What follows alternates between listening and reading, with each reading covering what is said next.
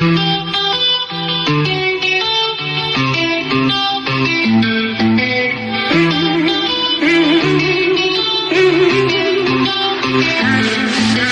never hate my race, but until recently I didn't know history class was jacked completely. Found my new family with the team going free. My old family doesn't understand me, cause I am so pro-white. No coke, no Sprite, I am rolling with the bubbly, gonna be more white. I saw them twist history right before my very eyes. Insurrection Day, it's in the book and it's all lies. But now I am alive and well to tell it. But will generations down the line be able to sell it? I've always been a thinker on the search for both sides, but they label me an outcast and they cannot tell me why. Guess I'm just a black sheep, white boy who doesn't hesitate to make a lot of fucking noise. I'm the black sheep, white boy, and I wouldn't change a thing if I ever had the choice. Cause the red's the color I bleed. Yes, we all do bleed red.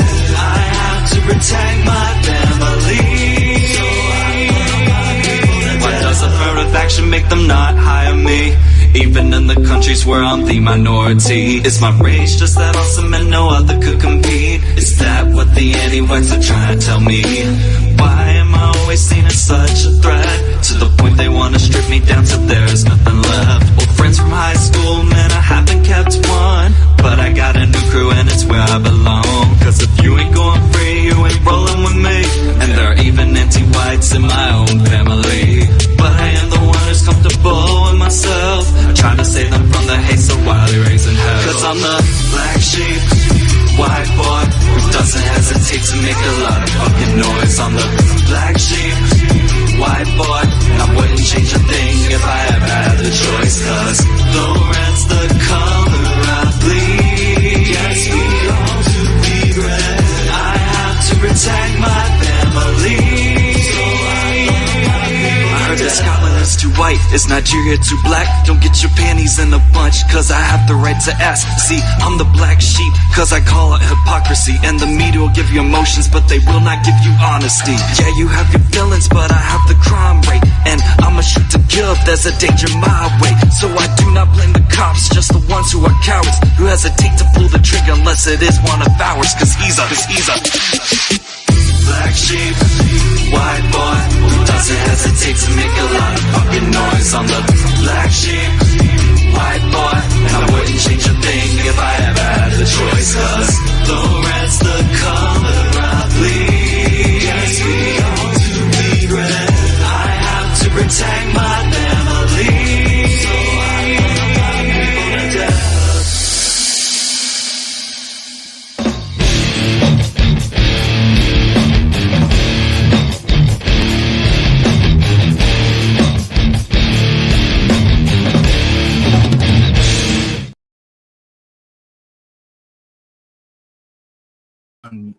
We are rolling in, going free. How's everybody this evening? The little crew that we have assembled here this evening, we're going to have a Twitter tantrums. Thank you for being with us. All of the normal means of communicating with me and Kate are open. You can tag me as No White Guilt, and I will see your questions and I will pass those along. Of course, if they are for Kate and or for me, I will just answer them. Looks like Entropy is up and running. So is Odyssey, DLive, Cash App, YouTube. We're on Twitter, of course, live right now as well. Let me know if you have any problems viewing us there. And we also are over at Rumble. We are live as well. Looks like Lunder is here. Great to see you, brother.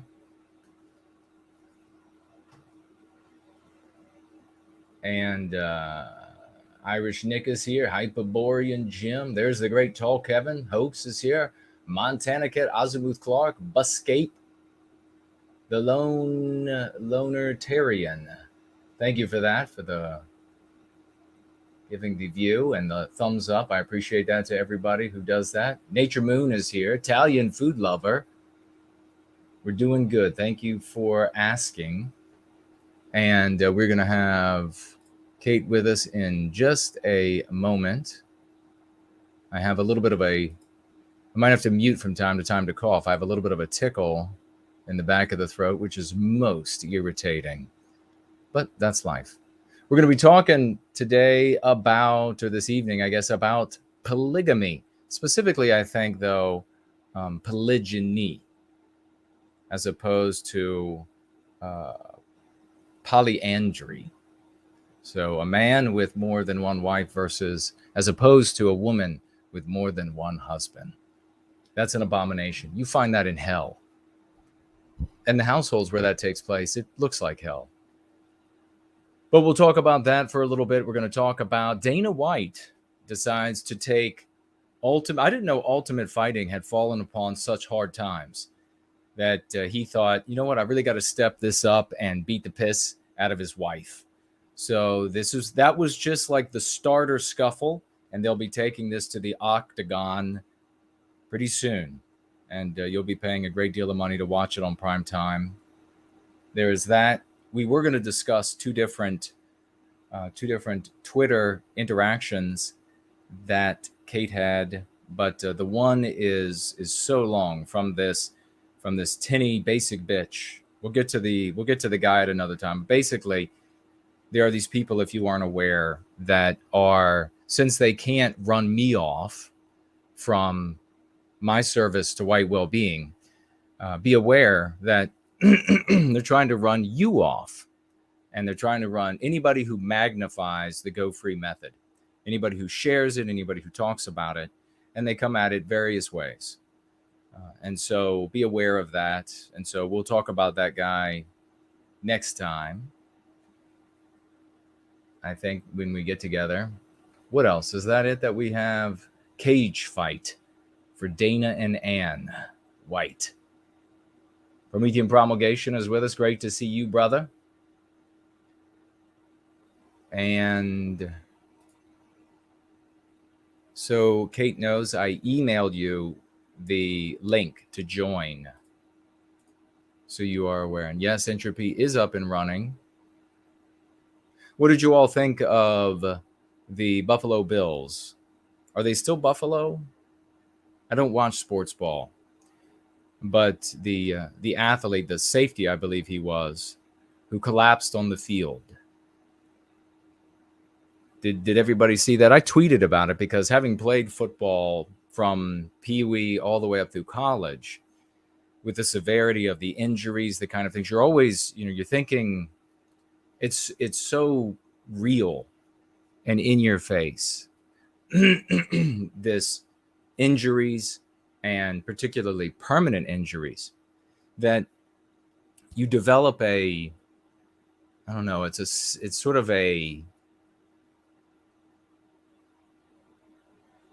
how can I kind of put this? It begins, it sort of permeates you, this concern for these injuries. And then injuries out there on the field, it hits you when you play the game in a particular way that is different than I have found elsewhere, that I'm experienced elsewhere. So you see somebody you're an athlete of football, American football, and you see somebody get severely injured. There's this immediate sort of, oh my gosh, this is another guy on the field. There's another guy out there just like me. And then you have like this concern, and you kind of feel it. And so when I saw on the news that this guy had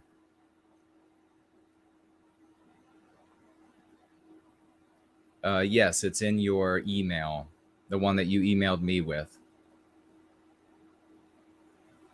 When I saw that this guy had collapsed on the field and that they had to do CPR, I was immediately just struck by it, as though I was still playing football. It's strange, the effect that baseball doesn't have. I played baseball all the way up into my adulthood, and made the bad decision of playing college football rather than minor league professional baseball. Baseball doesn't do the same thing to you. American football is just something different, and those who played understand. And so I heard CPR. I read CPR. I was like, oh my God, CPR. What in the world? Normally, that's happened before. So there are all these people out there that don't know shit about American football. And they're saying, oh, this has never happened. Absolutely has to be a vaccine. I'm not saying it's not. I don't know what it is. But they have done CPR on the football field before. People do get broken necks, broken spines. There are very severe injuries in American football. But since you're not watching, since you don't care, since it's not in your, in your life, in the forefront of your life, you're not hearing about these stories. You're not remembering them. You're not out there on the field thinking, my God, that guy got paralyzed. What if I got paralyzed? So Commodio, is it cardus? Commodio cardus is something that is not, it's uncommon for it to cause full arrest. But I believe, and you can look into this for yourself, that I believe that it can happen in a small way, and then your heart remedy it. And essentially what it is a severe impact to the body, usually in the chest region. This safety was coming in to put a tackle on I don't know, was he a wide receiver? Was he a slot receiver? And the slot receiver, put his shoulder down right into the chest of the safety. Now, that was the hit that you saw. We don't know if there was a hit before that. At least I don't, where he maybe suffered another blow to the chest. But there were occasions in playing high school and college football where I had collisions that were so violent. I felt, as I got up from the collision, I felt the like jump in the beat of my heart. One or two like half beats, or I don't know what you want to call it. But that sensation, I presume, is not terribly uncommon, since I had it a number of times, and I've talked to other football players who have had it. So that's the severity of the collisions, and it's not impossible that it was this commodio cardis that put him into full arrest. Now, that's totally disconnected from what is American football, what is the league of the NFL. Of course, it's all viciously anti-white. The vast majority of athletes, viciously anti-white. I have no idea who this guy is. He's probably viciously anti-white. I'm not passing judgment on him being like a good character or a good person or the opposite. I'm merely talking about what I think a lot of other folks who have played, a lot of other guys out there who have played football, especially up into the collegiate level, can identify with. And that is that instant concern for another athlete on the field who has suffered a extremely severe injury. And it was a shocker. So, but there are other things too. There are, we're still waiting for Kate to join us. She has her link, so she probably has to look into her probably the trash or whatever on her. Yeah, she has it on her email. Let me just see. Check out your trash or your spam or wherever. It should be in one of those. And I'll send it again in a moment, just in case. But there could be other things. You're talking about a game here where I think I read that this is determining who goes on to the playoffs. Big money, more money, sponsorships. The guy I read was 24.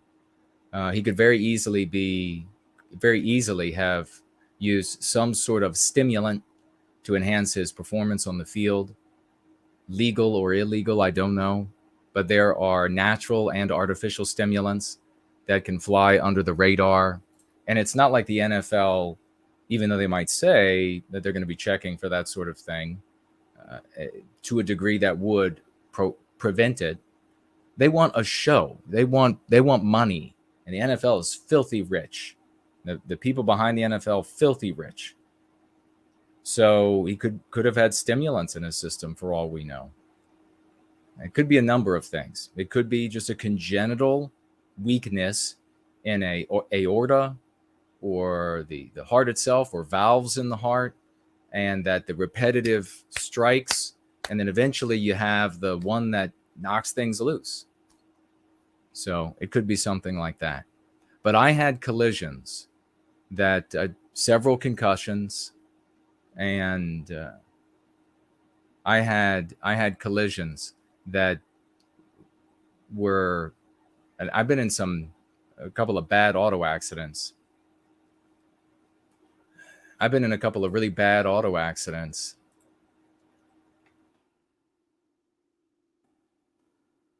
I just sent it again. So check your spam if you're not getting it, or email me with a different email and I'll email it to that email. I've been in a couple bad auto accidents, and they're nothing compared to the accidents on a college level football field.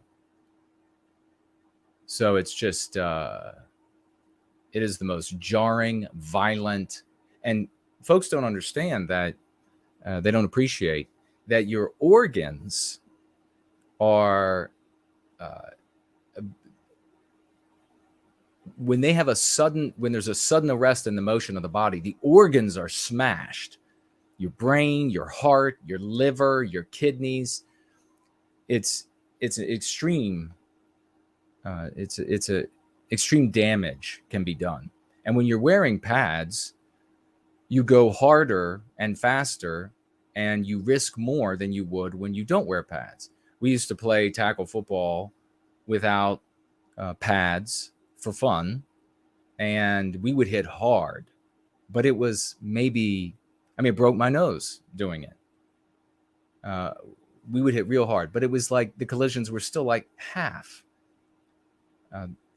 Ultimately, because no matter how hard you want to throw yourself into a collision, you still, it's like it's self-preservation. You're still pulling up some to save your neck, to save your head. But once you have that high-tech helmet on and those shoulder pads, and the rest of the pads, once you have all that on, then it's like caution to the wind, baby.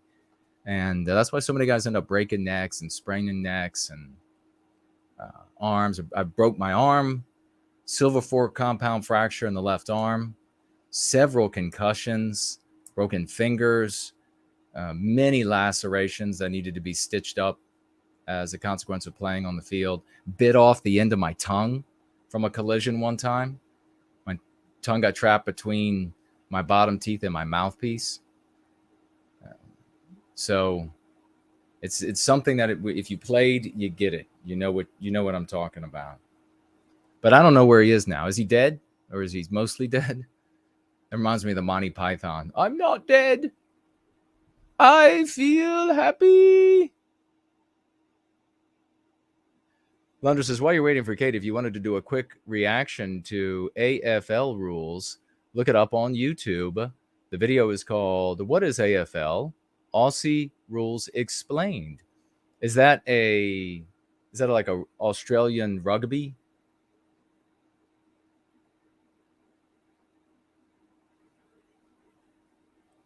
What is it like rugby?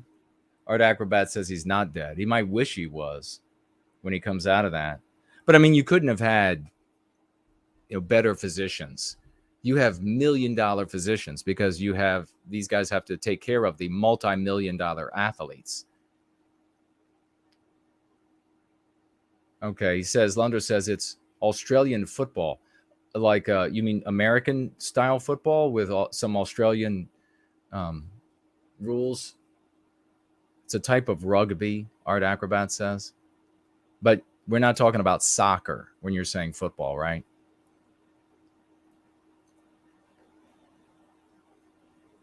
Now, I can tell you all, I mean, I was I think I mentioned before, I was at university, I was a kickoff returner because of my speed, my foot speed.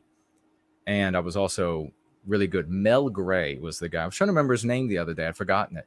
Mel Gray was a kickoff returner for the Detroit Lions back in the day. And he did something that I thought was really shrewd. He would take off in a what many refer to as a strider. So it's a full stride, looks like a sprint, looks like full speed, but it's not. And you let the defenders set an angle on you.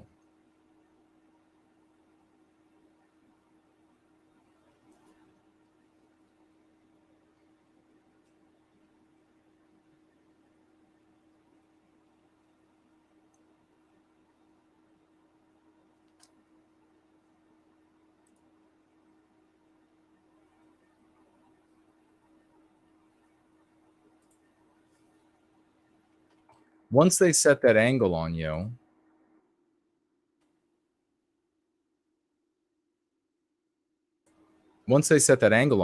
you then accelerate to full speed. And at that point, they can't set a new angle. It's too late. And now you're going to outrun them. And so I would do that to great effect. And I also had these, I would call them good old boy moves. It was just like another word for like a juke, except they were really sort of ostentatious, like big head-like movements, act like I'm going to come to a stop, take off again. It really would throw the kickoff team. And back then, we had the rules permitted something very dangerous called a wedge, which is a bunch of blockers, 4 or even 5, but mostly 4, would get in the center of the field. They would come together in the center of the field, and the returner would run up behind them. So it'd be like this wall of bodies in front of you. And as a consequence, the kickoff team developed athletes that were called wedge busters. And so their purpose was to run into the wedge to break it up so that other athletes could get to the returner. And the kind of guys you can imagine that they chose to be wedge busters were the like densest, both intellectually, but also muscles and body. I mean, we're talking about like sinew, ligaments, tendons, bone, not just big muscles, fast as can be. And they would run into these guys. And we had one on our team called the Iceman or Ice Maker or something like this. And looks like Kate has finally joined us, and we'll get to her in just one moment. And so he would, when I would be returning, running up to the back of this wedge, he would run into them, and I'm not kidding, bodies would fly. His body would fly too. He had this long blonde hair. He was just a beast. And anyhow, bodies would fly. And then I would, of course, step around him and all of them and then run on down the field for a touchdown. Well, one time, the guys in my wedge, tired of being destroyed, having to have this guy run into them at full speed, stepped out of his way. And he came right through. And I only had, half a second to lower my head, which is not good. It's not a good thing to do. I would say don't have your sons play football, but definitely don't teach them to lower their heads for contact. I mean, you can really crush your opposition when you're good at it, really just crush them, but it is devastating to you. I lowered my head and we hit helmet to helmet, full speed. And he was like 200 and maybe like 25, 35, somewhere in there, pounds. And I was 180 something or other, under 6% body fat. And we both went down. I don't know how I held on to the ball. And we both went down immediately. and I was able to get up before him.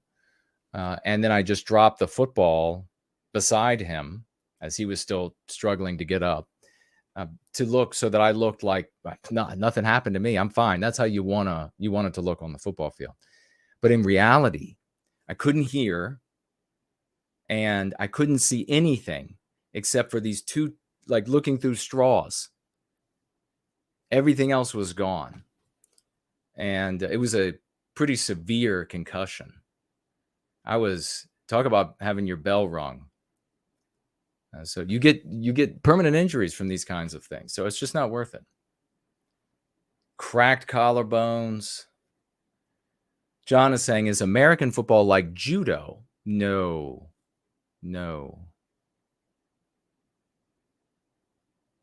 Yes, Lunder's right. Egg-shaped ball, and you have 11 guys on each side, 11 guys on offense, 11 guys on defense.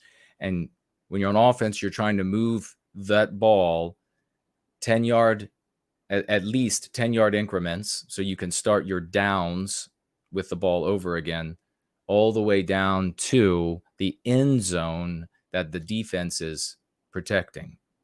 If you get there, you get 6 points.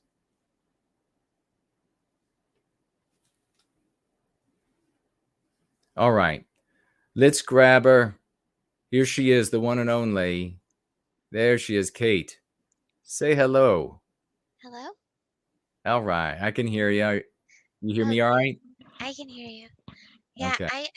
I forgot that your emails always go to my spam. So I was waiting for you to send the link and you had already sent it, but it was in my spam email, so I didn't know that, so I kept waiting. I was like, I guess he will send it when he's ready. So I apologize. I would have been here much sooner. If you had actually been listening to the show too, you would have heard me say, it's in your spam. Check your spam, check your trash. But it's all right. You had a collision today. I did, with a deer, and that was Yes. crazy. It just Well, so I'm didn't talking stop. about my collisions on the football field. You had a collision going down the road, but you didn't hit the deer. The deer hit you. Is that right? I know, and it was like a hit and run. Like he bounced off my car and just kept going. He did not wait to exchange insurance information or anything. I bet he didn't. So he was just after you. Was he working for the squirrels? He must have been. That's the only logical conclusion. It was another attempted. They sent an assassin mouse, folks, if you don't know. They sent an assassin mouse to take out Kate, and she horrifically dispatched of the assassin mouse. And now they've sent a deer, but even that failed. Exactly. I'm like that. I'm just You are like that. unstoppable. The squirrels have to realize that. I'm undefeatable. You are. Can everybody hear Kate all right? Let me know if her volume is good. If not, I will turn her up or turn her down, of course, relative to me. Fernell is here. Great to see you, brother. Well, I guess today we will start with anything else. I mean, have you seen the deer like dizzily walking down the road? Have you seen a police officer have it pulled over and trying to walk the white line? I don't know what happened. I mean, that was the craziest thing because it literally was like a split second. Like 1 second, I was just driving and everything was all good. And the next second, out of the corner of my eye, I see this like projectile on 4 legs headed Wow. towards my car. And I could see him like, and I actually made eye contact with the deer. It was crazy because when I Oh saw my it God. out of the corner of my eye, like I turned my head for a second because that's what you do when something's running towards your vehicle. And I made eye contact with him, and then my eyes went back to the road, and I heard this loud thud. It was so crazy. Like it sounded like he should be in my back seat. Oh It was my just God. that loud. I was like, wow. I got the sick to your stomach feeling because I was like, that's gonna be like my back driver's side door all caved in. I'm gonna look like one of those people driving Oh, one down of the those road. like dirty car. Yeah. Okay. I'm gonna look like that. I'm like, this is not good. So I drove the rest of the way home like just sick to my stomach and just totally dazed because you really don't expect to get hit by something running towards you. And what perfect timing. I mean, as my vehicle was just driving down the road, like he decided to run out at that exact moment and we collided. That's crazy. Well, I don't think it might have been a just chance. Did you It, notice there was a squirrel at the reins? I mean, was there you're a right. squirrel actually riding this deer? I think there might have been. I think there probably was. And he had his like little squirrel spurs and he was digging in. And that's why that deer ran into the car. But Exactly. I wonder But what yes, happens. I I got home though, and my car was still totally intact. I was like, wow, I am lucky. So that's my like good luck for 2023 is that, you know You what? burnt A it up deer's already. gonna hit me, but it's gonna be a small dent. And as life goes, that is not bad. Like I can live with that kind of luck. Like, Finally, projectile objects are gonna come towards you, but it'll be a small dent and they'll bounce right off. well, they're going to come toward you. I don't know about many of the rest of us. The rest of us are not necessarily being stalked and have assassins come after us from the squirrel community. But this was another failed attempt by the squirrels to take Kate out. This time Well, utilizing Bambi, well, it's an riding ongoing Bambi. war, but I am not gonna shy away from naming the squirrels. Don't That's that's the name the way that's the name the way I live squirrels, my Kate. life. Name the squirrels and name them often. I name them everywhere I go, and no one thinks I'm weird at all. No, that's totally normal. That's what I keep telling myself. All right. Art Acrobat says the deer was paid 10 grand from the squirrels. I'm telling you, I the wouldn't be the deer surprised. was being ridden by a squirrel assassin, because the mice won't do it anymore since the last one was drowned in boiling water. The last squirrel assassin got as close as the bed sheets and then ended up drowning in a dark, boiling environment. And so the mice are out of it. Yeah, that's what happens. You mess with me, you're gonna end up in boiling water. Hyperborean says, should we share this on Twitter? Yeah, share it. The whole attack, the whole thing, that Kate has survived another assassination attempt sent by the squirrels, And and that share the this time it show was too. Bambi. Huh? Oh, I said, and share the show as well. Yes, share the show while we're here this evening, 2023, going free.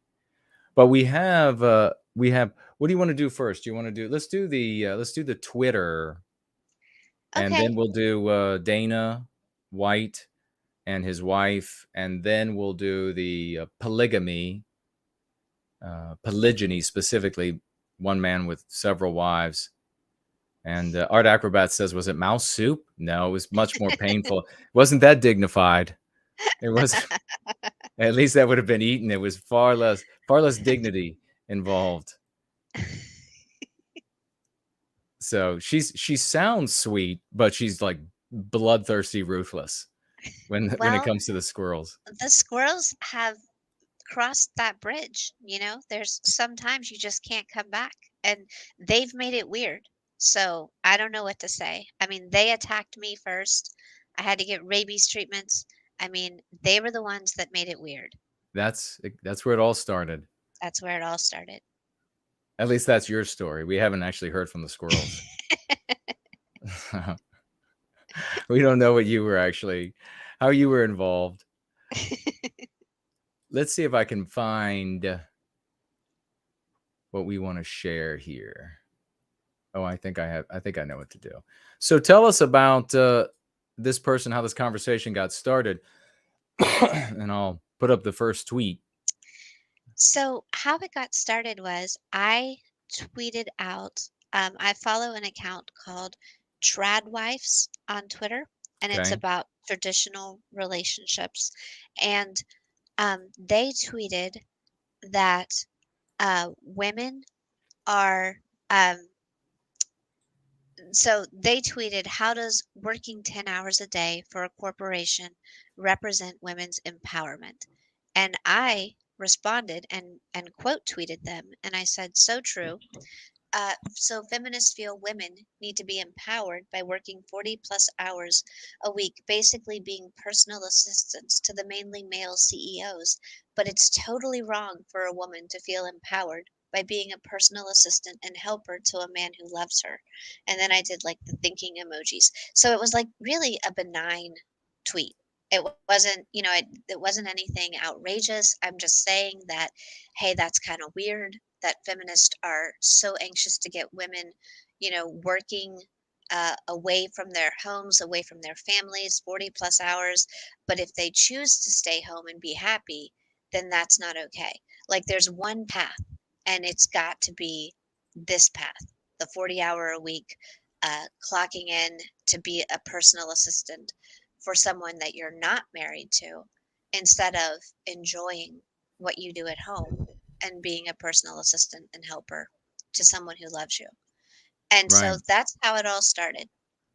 Well, this is something obviously that anti-whites who call themselves feminists they get very angry about, because the argument is perfectly understandable that it makes more sense for most women to be able to be a teammate with the man in their life and to produce a strong, powerful household and family, rather than her becoming another cog in a machine that doesn't care about her. And she's just making money for some boss that's going to be out on a yacht somewhere.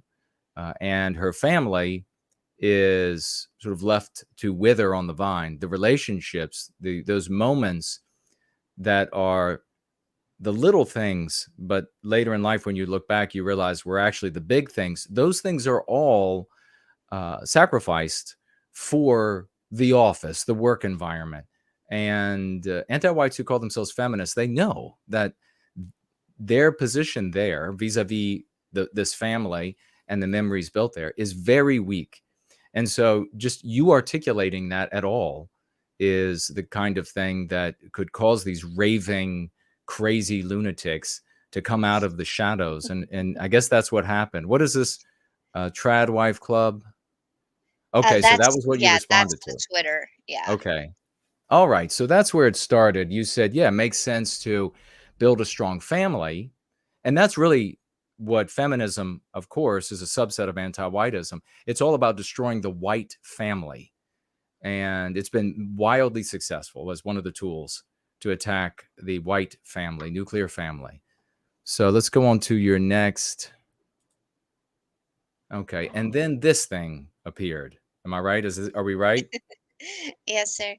So Okay. then, and she was not the first. There was another girl before her, who argued back and forth with me about um, the ability of women to leave relationships, and how she didn't feel that domestic violence victims had help to help leave relationships. And I produced links to programs.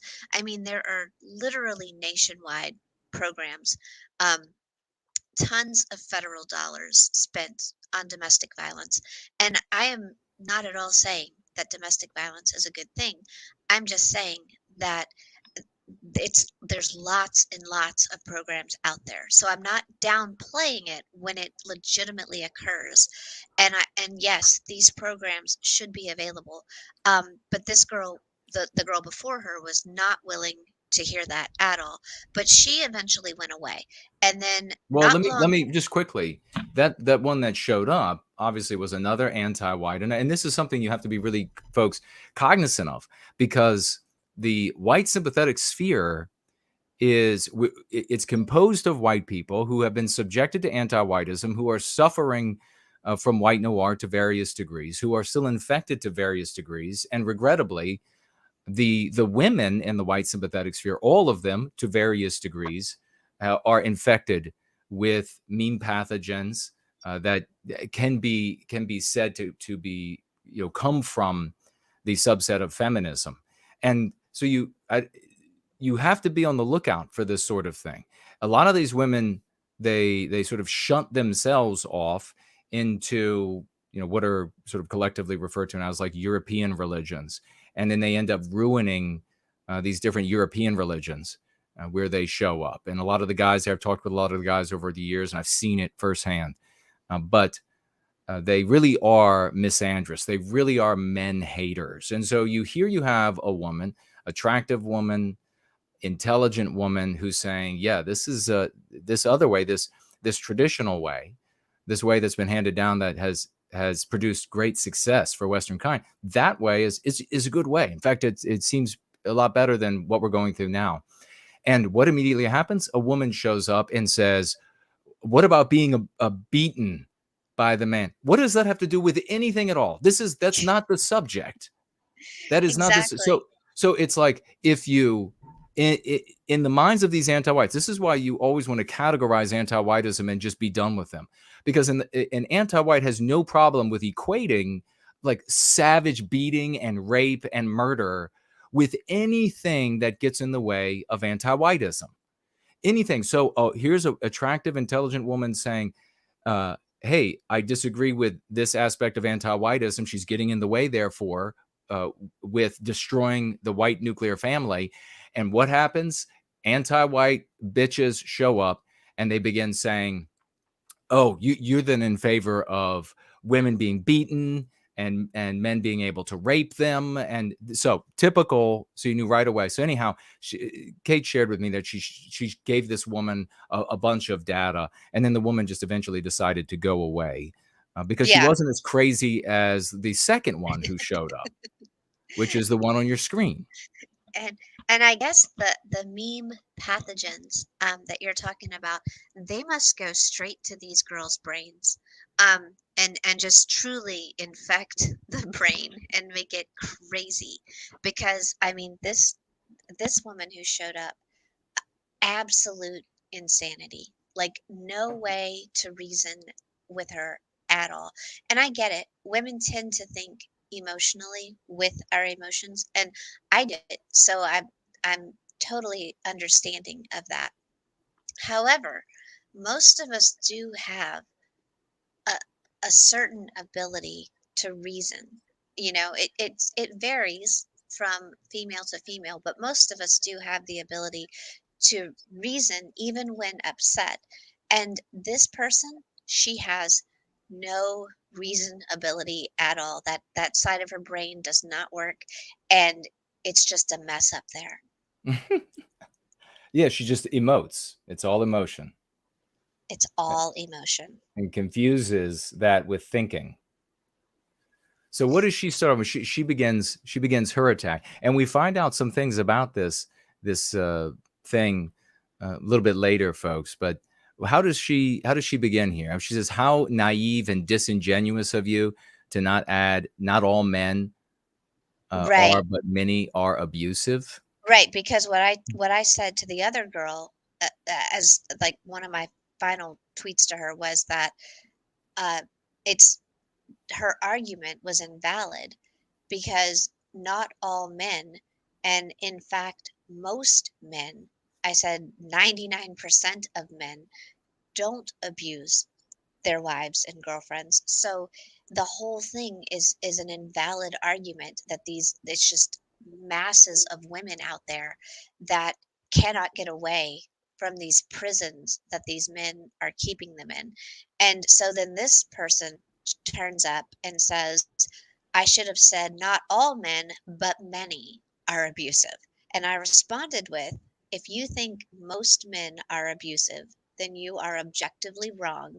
And please go be anti-male elsewhere. Thank you. And that was it. Like, I was civil. I was nice about it. I was just like, just go away. Like, clearly you're wrong, and just disappear. Yeah, and she's not going, of course, to just disappear, because she's a radical misandrist. She hates men with a passion. That means she hates her sons. Think about growing up in that kind of environment. That means she hates her husband. You can't be a hater of men and then carve out and walk around with that chip on your shoulder and then carve out a special little niche for your sons and your husband. So this is one heck of a household. I do want to say, as I always say on Twitter Tantrums, that do not bother this person. Don't vex this person. Leave her alone. This was a conversation that was public on Twitter. So she accepted that people would be able to see this conversation, and we are people who are observing the conversation that took place. And I was a participant of the conversation. So right. they're my tweets too. So I feel as though I can share them, especially since she came out and made statements about me in tweets that she tweeted out publicly that were untrue, that pertain to this conversation. So I And don't we're going have to any problem sharing that. Yeah, we'll get into more of that. So yeah, you need to know, who this person is. You'll be able to determine how you should behave relative to this person or associates, friends of hers, the community that she's coming from. But you'll be able to determine by the conversation as it unfolds, which of course she knew was public conversation. So she wants you to say essentially that most men are abusive, are just beating up the women in their lives. What a crock of shit.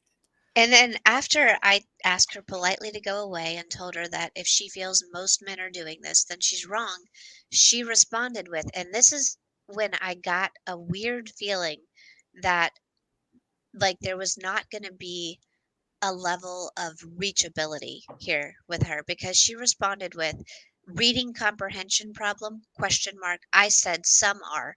No, when you look back at her tweet, her exact tweet was, you should have said not all men but many are. And so I responded with, you said many, period. Which is it, some or many? Or how about the truth, which is few? And Oh, she didn't like nice. that at all. Bam.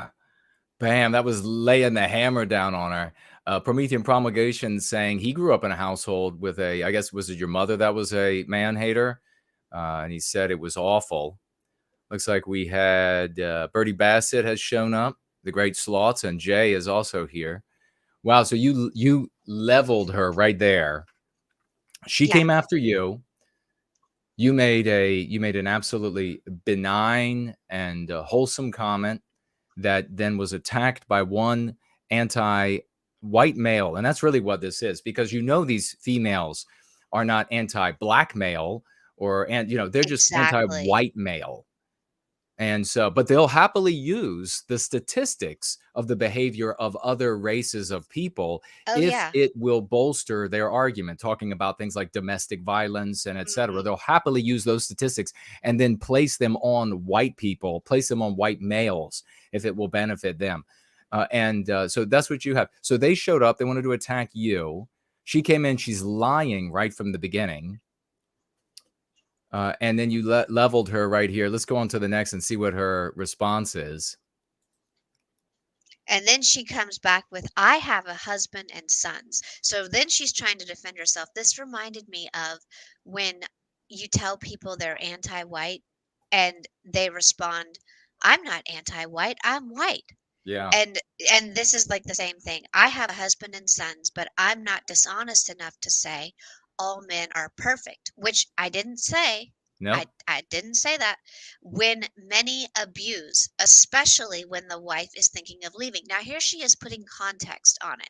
Like first it was many men abuse their wives, period. Open statement, blanket statement.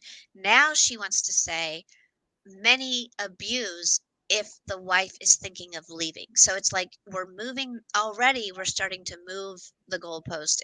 It's like now there has to be a different, because she could kind of see, I guess, how ridiculous her first statement was. So then she's trying to like narrow it into a very very narrow context, and she's like, well, they do it if the wife is going to leave them. Right, which of course is probably inadvertently revealing her particular circumstance. Yeah. And she's probably in a very unhealthy relationship and probably been in a string of unhealthy relationships. I mean, could you imagine being in a relationship with this? Oh, gosh. And having to deal, so quickly moving the goalposts. straw manning, and going back and claiming that the statement that she made is not really what she had said. Now it's something different right at the beginning. And that's So crazy. Like when people do that on Twitter, I'm always shocked because you typed it out. Like the other person has a typed out written statement that you made, and then you're going to try to change it? Like we know what you said. It's right there. That's the yeah, craziest thing to me. precisely. And then Jay P is pointing out that for a cool Papa J Magic is also here. Great to see you. That the abusive, and this is such a true statement, thank you for making it, is subjective to most women. It really You is. know, a guy, the word abuse can, for the vast majority of women, can mean physically beating a woman, and it can also mean that he's not showing enough attention to her that she thinks that Oh she yeah. deserves or something. That's abuse as well. Now put all of that in the same category for the purpose of manipulating the interlocutor, whoever they're arguing or debating with or having a conversation with. So she has sons, therefore, I'm white, so therefore I can't be anti-white. Sure. So yeah, she has sons, so she can't be anti-male, is what she was trying to say. That she because I was like, take your anti-male hate elsewhere. And she's like, oh, well, I'm not anti-male. I've got sons and a husband. Right. Stephanie is with us also. Women claim they are abused when she herself is planning on leaving. Right. As though, I guess, I see the point there. Like, that's abusive in and Oh of yeah. itself, threatening to leave. And this is something that another telltale of the vast majority of the modern day woman. Everything is the nuclear button. Oh, I'm not going to get my way. Then it's the end of the relationship. Oh, I'm going to just, Exactly. you want this thing to be that way. You want to pay for this or whatever it might be instead of that. Oh, well, I'm going to take the kids and leave. Yeah. It's so common for the modern woman. All right, let's keep rolling. I mean, this person, she just to a T. And then I said, but maybe you have a reading comprehension problem. I never said all men are perfect, but most of them are good and they treat women well. A lot of women treat men like garbage, and few women will acknowledge that. Also, you can have a husband and a son and still be hateful of men. That doesn't Mm-hmm. even make sense to say that means that you're not, lol. Lots of women hate their husbands, and lots of them are not good mothers. Having a child doesn't make you one. Yes, so true. And there's so many modern women today who have children because their personalities, because who they are, is repulsive, and people don't want to be close to them. So they want to bring a child into the world because they know it will be helpless and won't be able to escape them for many years. I That's the just reason wanted they want them. to point out that Buzzscape X is saying that he met someone who, I guess the person's wife claimed that it was abuse when he slammed the refrigerator door shut during an argument. And Mm-hmm. that sounds crazy, but it's not. I know of a situation where a woman claimed physical domestic violence with one of those water sprayers. He was kind of joking with her. They were fighting, and he spritzed her with the water sprayer attached to the sink, and she actually called the police and had him arrested because it was unwanted contact, and she was mad, and she said it was abuse. He went to Yep. jail and had to go to court because he sprayed his wife with a water sprayer. Yeah, imagine that. That happens all the time. This is women in the West, the modern West, thanks to white men who cared for their wives, loved their mothers, loved their daughters, gave more and more to women, and ended up with women having more social and legal power. And they abuse it wildly, in my opinion. And me saying, of course, that they have more social and legal power. That is also my opinion. You'll have to determine for yourself. But you can see in the world who has to capitulate regularly. And then you can also see in the character or lack thereof of this particular person. She really is like an avatar for the vast majority of the modern day woman in the West. You have a woman who, in Kate here, who steps in the way and of anti-whiteism and says, no, this doesn't sound right. It's destroying families. Look at all of the evidence of it. Here's another way. Here's reason and logic for why there's another way. And then instead of these violent termagants, these violent shrews just moving along, they see somebody getting in the way of anti-whiteism and they immediately have to attack, and they immediately frame the white male as this vicious abuser in the household. That's what the white male, that's immediately how they frame the conversation. And here they are. You had the one already has come at Kate and she ran that woman off. And then you have this other one who decides she's in for the fight for a little bit longer than the first. But we'll keep rolling here. And then what's this? Oh, so then she asked me, where's yours? Because I said that having a husband doesn't mean you don't hate men, and having children doesn't make you a good parent. So she was trying to ask me where my husband and children were. And I responded with, I'm obviously a lot younger than you. I mean, you're using more filters than a Keurig coffee maker in your picture. So I'm not at that point in my life yet, but I'll be a lot healthier about it when I get there. And thanks for the concern. Oh, bam.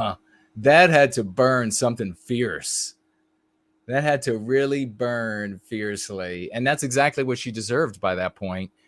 She's trying to put it on you. She's like, well, where is meanwhile, she's making the man and the boys in her life live in hell, as all men in the presence of a misandrist like this can attest to. It's hell. We just had one attest to it. It's hell to live in that. She's trying to put it on you. And so she totally deserved you coming back about her looks and all that she did there with those filters on her photograph. It's very funny. Yeah, I was like, look, don't even. I mean, because sometimes you can just look at a picture and you're like, that's nowhere near real. I have no idea what that person looks like. If she goes missing and we put this on a milk carton, we're never going to find her. I mean, not good. Yeah, she's more, I'm sure more wrinkles than a prune with all those filters, though. Smoothed it right out. looks like it's brand new. But then, of course, she has to come back. We have looks like Maiden DE has joined us, and she says, beautiful tie, Jason. Well, thank you very much. I appreciate it. Hyperborean Jim says, and having BPE, big Promethean energy, helped me socially, including with women. Thank you, brother. Well, you're most welcome, man. That is fantastic. It's great to hear. Thank you to Attest for that. And looks like Santa Claus has also joined us. Great to see you all. White Calling is now here. So's Mike is here. And looks like we got quite a few laughs. Mrs. Jess Horse just showed up. Quite a few laughs. So you saying that she had more filters than a Keurig coffee on her photograph. I mean, she almost looks like a cartoon now to get away from her actual looks. And I see that Art Acrobats says that he reported her because of her threats. And there's been a couple people that have told me that on Twitter that they've done that. And I'm certainly not asking people to do it. I'm not encouraging people to do it. But if you do it, I don't think it's necessarily a bad thing, only because she also went after Jason and immediately produced what could have been a really damaging lie for him. So when they had a run-in, so this person, it wasn't just me. It will be anyone that she interacts with. Yes. And so then, how does she respond there? She said, "What? You're a mess. Might do." Oh yeah, she said, "You're a mess. I might do some digging on you. Now, this is where she first started to Oh, get okay. personal. And she said, working for the government while on Twitter, smearing abused women. Now, Okay, stop. Just stop right there for a second. Just look at the level of deception, of yeah, just perfidy, of malice in this Tinnie. And by the way, Tinnie means a bad sound, folks. So she is a bad sound. She chose the right name, Tinnie.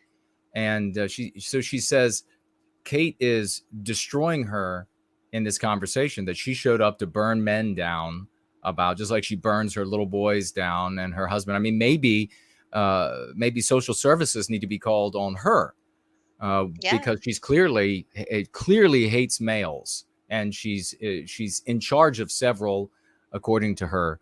And then so she's getting defeated in this conversation. What does she immediately do? She immediately says, going to do or might do some digging on you. In other words, yeah, dox you. In other words, exactly. dox you, like the community that she came from did to me. All right, now you know where this hoe came from. That's where this hoe came from, this lion hoe. That's where she came from, that community of scum. And so then she says, working for government while on Twitter, smearing abused women. There's nothing. You're seeing the entire conversation. Where is Kate smearing anybody? It doesn't have to be, because you're dealing with scum. But go ahead. Yeah. So then I started to think, oh, wow, she's truly not sane.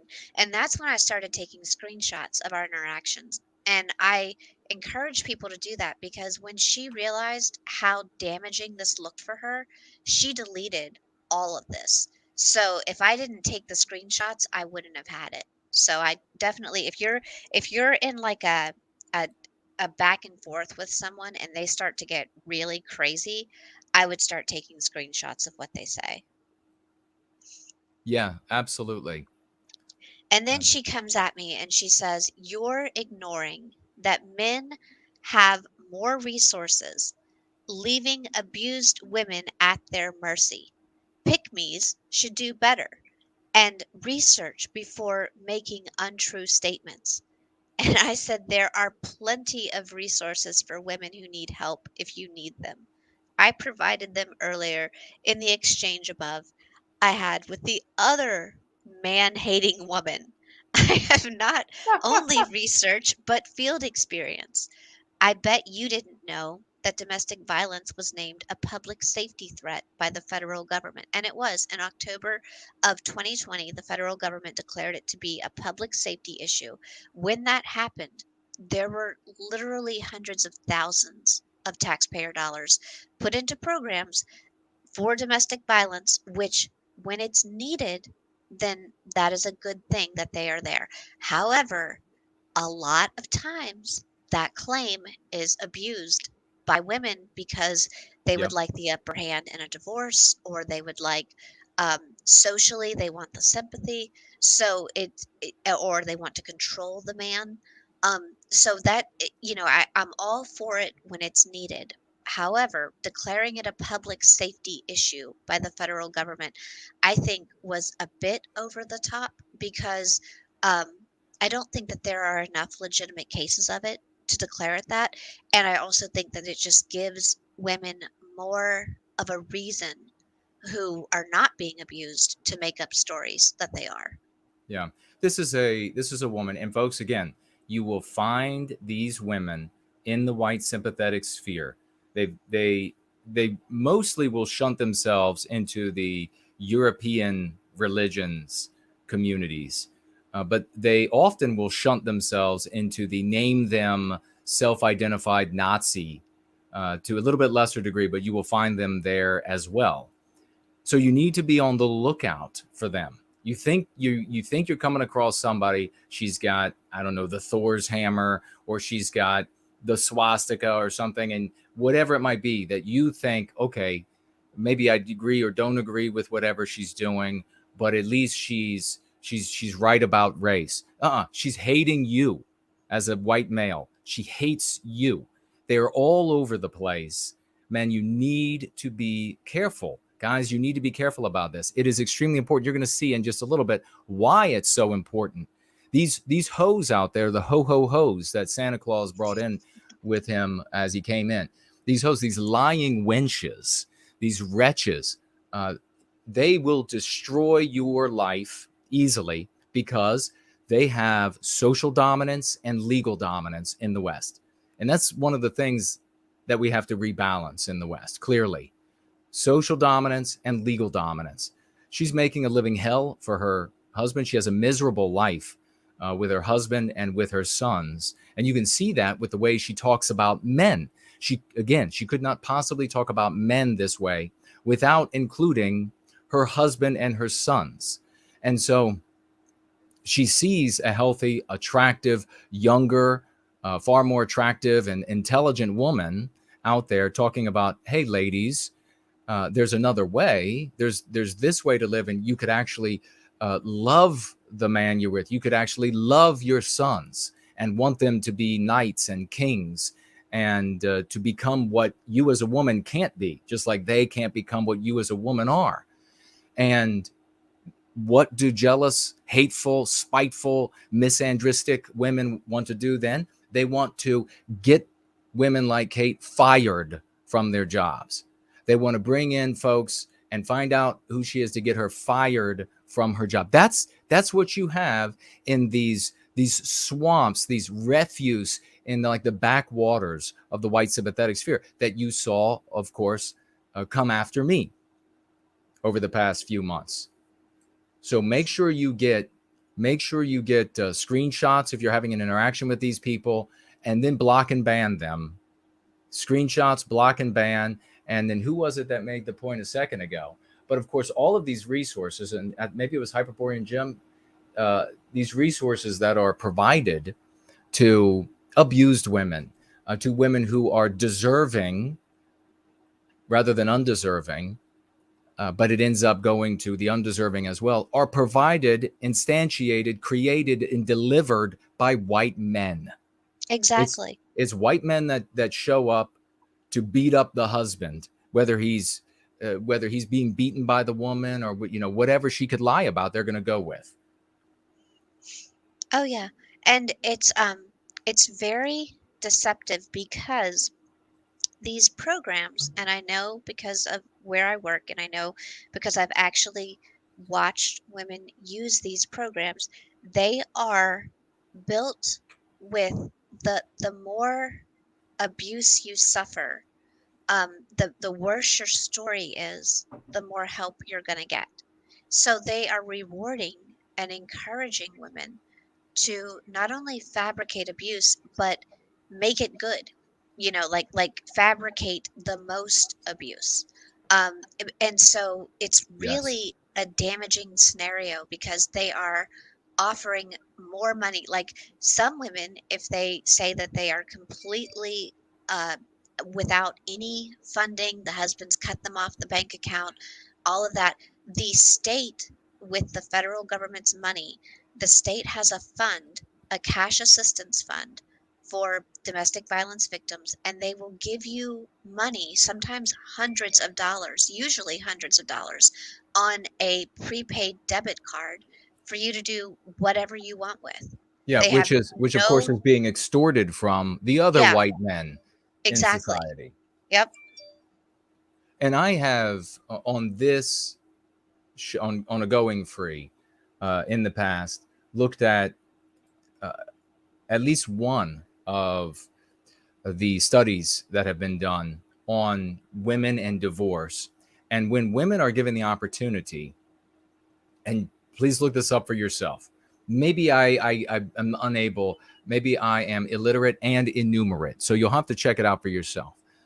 But what I saw that it said was that when women are given the opportunity to anonymously answer questions about whether or not they lied about their husbands and about their children in divorce proceedings, whether there's an arbiter or a judge that involved, it's a colossal percentage, what I would define as a colossal percentage, that admit to lying to victimize they would say punish, but to victimize their husbands. So this is a norm. This is a norm. It's a regular, and you're seeing it in motion with this Tinnie. And again, I will say, stay as far away from her as you don't engage her, don't go after her, don't vex her, don't bother her, don't pester her. She had a public conversation. We're looking at the public conversation and we're passing judgment, just as she passed a judgment during the public conversation. Are we done with this slide or do we move on? We're done with this one. Okay.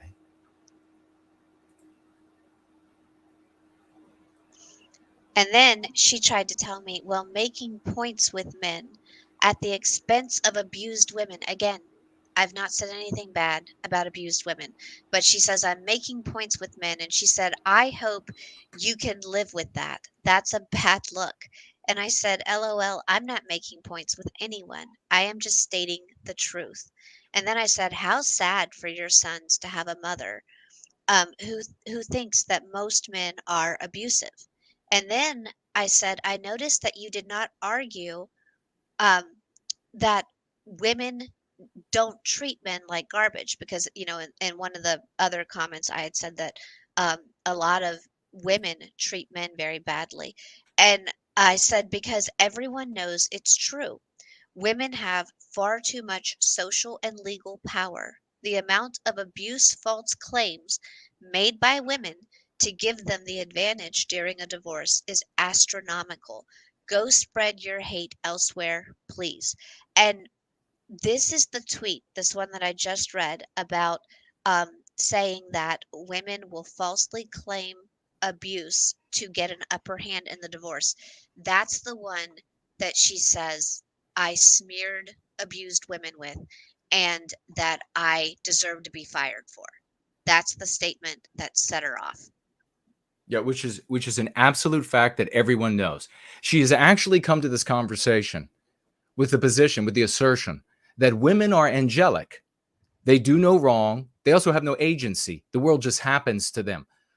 Nothing bad that happens in their life is their fault. It's the fault of a white man in their life. Again, she's talking about her husband. She hates you, buddy. She's plotting on you. You better know that. She's plotting on you. So you should think about getting away from that. I would, grow a pair and get out from underneath of her domination. But this is perfectly true what Kate has said here. This woman is saying that's a smear while she's smearing white men. Exactly. And none of it was a smear on abused women. What I said there is that women who lie about abuse are bad. I didn't say anything about legitimate abuse because who in their right mind is going to argue that anyone should be physically abused? Like, that's insane. Yeah. I would never argue that point. I can't think of anyone who is a sane individual. I mean, that's just, it wouldn't even make sense to have that viewpoint. Precisely. So it's a straw man, another straw man. This person has demonstrated immediately how debased her character is. And regrettably, I mean, you find a lot of that in these dank mirrors in the white sympathetic sphere, the outliers. You find a lot of that. I mean, we saw it over the past few months. They come out every single lie you can imagine about yours truly. Every single lie you can imagine. They come out to hurl at the clean garments. Not perfect, far from it. But you know a person by their fruits. So here this woman comes out. You're going to find out about her. Don't go anywhere because there are some more bombshells coming up. Then we're also going to briefly discuss the fight between Dana White and Ann White and polygamy. So we'll move on to the next slide. And I said, I'm not biased against women. Prove I said something biased. You're just mad because you're old and bitter. So true. It's just fact. Let's get some T's for true. Let's get some letter T's, some capital letter T's in the chat for true. She's old. This woman is old and bitter, and she's a troll, and she hates her life. She hates all white men, and she's in the white sympathetic sphere, folks. So remember that. Hates all white men. And so let's see some T's. She's a bitter troll, bitter, hateful troll. She sees her looks going to the dogs. and she's made a hell of her life by her decisions, and she won't accept the responsibility for her decisions. No wonder she wants to do things like name them. No wonder that's what she wants to do, because she doesn't want to take any personal responsibility for changing the world in her life. It's just everybody else. It's everybody else out there. They've made it bad, and there's nothing I can do but complain about them. Exactly. All right. Is this one a repeat? Let's Is see. it resources? Oh, it is. Yeah, Okay. it is. I sent that one twice. Okay. Oh, and then she said, your profile is a lie, because my profile says respectful discourse is fine, but please no harassment, bullying, hate, that you will be blocked. And she said, it's a lie, by the way. I guess she was insinuating that I wasn't being respectful because I called her old and bitter. However, at that point, she had struck at me for being smearing abuse victims, which I did not, indicated that she was going to look into my personal life to see about getting me fired from my job, and also made a personal jab at me, asking me where my husband and children are. So I don't feel bad about calling her old and bitter. It's the truth. Like It's I said what perfectly, I said. listen, it's perfectly legitimate when on your Twitter account, your house, you make a statement about your belief that this bitter, ugly, wrinkled, dried up, eggs all dead inside of her, what's left, troll shows up, and she's going to straw man you, lie about you, slander you, threaten you. Absolutely, you have a right. Somebody came into your house and talked to you that way. Of course you have a right. Yeah. Somebody who's intellectually dishonest, of course you have a right to give back what you're getting. Because this is another thing that actually goes to what I've been going through, is that when you allow people to mistreat you, you are teaching them how to treat you and how everybody Exactly. should treat you. So if you don't stand up for yourself, no one will. So you did the right thing by backing her off. And so then what happens here? So then, she said, your profile's a lie. I said, no, it's not. I don't like bullying, which is what you're doing. And I'm reporting you for threatening to dox me in my personal life. Then she digs herself deeper. She says, I'll get back to you. I am enlisting someone's help right now. So then she indicated that she was actually reaching out to other people to have other people look me up and try to find me in real life. The same community of scum that believes that they doxed me, giving out home address, work address, all of these sorts of things. This is the kind of scum that these content creators, organization leaders across the white sympathetic sphere, that so many people hold in esteem, tolerate, and therefore empower. None of these people should be tolerated for 2 seconds. Not 2 seconds. They should be shunned totally out of participation. And it is despicable. It is a mark of shame on the entire white sympathetic sphere, especially those in leadership positions. And they should know it, that they do not step in and say, enough is enough. We're not going to tolerate this kind of shit. You'll be banned from all of my channels too. You go and you do this to somebody else. And these are the same motherfuckers that will say, no punching right. These are the same motherfuckers that will say that and then go and dox people that don't want to agree with them on their misandry or on their namer positions, and slander the shit out of them, lie totally about them. Exactly. And we have somebody from that community, probably from her community, in your chat right now. I just deleted his message. He says, Jason is a white positive fed. That's the same people that we're talking about. The exact same scum, the exact same losers. That's all they are, is losers. They can do nothing. They believe that they have a method that is going to benefit, is going to succeed, hasn't succeeded in 6 generations, and hasn't succeeded. and all it's done is ruin lives. And that's why instead of going out into the world with their method and ruining their lives even more, they come and try to slander and despoil the good work that good, honest people are doing in service to white well-being, improving people's lives. This scum, this scum for their behavior. So you know what? I'll say it again, and the entire community has been saying this. We want police officers in this movement. We want generals. We want admirals. We want colonels. We want sergeants. We want master chiefs. We want people in authority in this movement. We want them caring about white well-being. So you come here and you say, Jason's a Fed. And what we say in response to that is, good. That's what we say in response to that. We want more people who excel in the real world and can get along with normal folks in the world. That's what we want more of. Most definitely.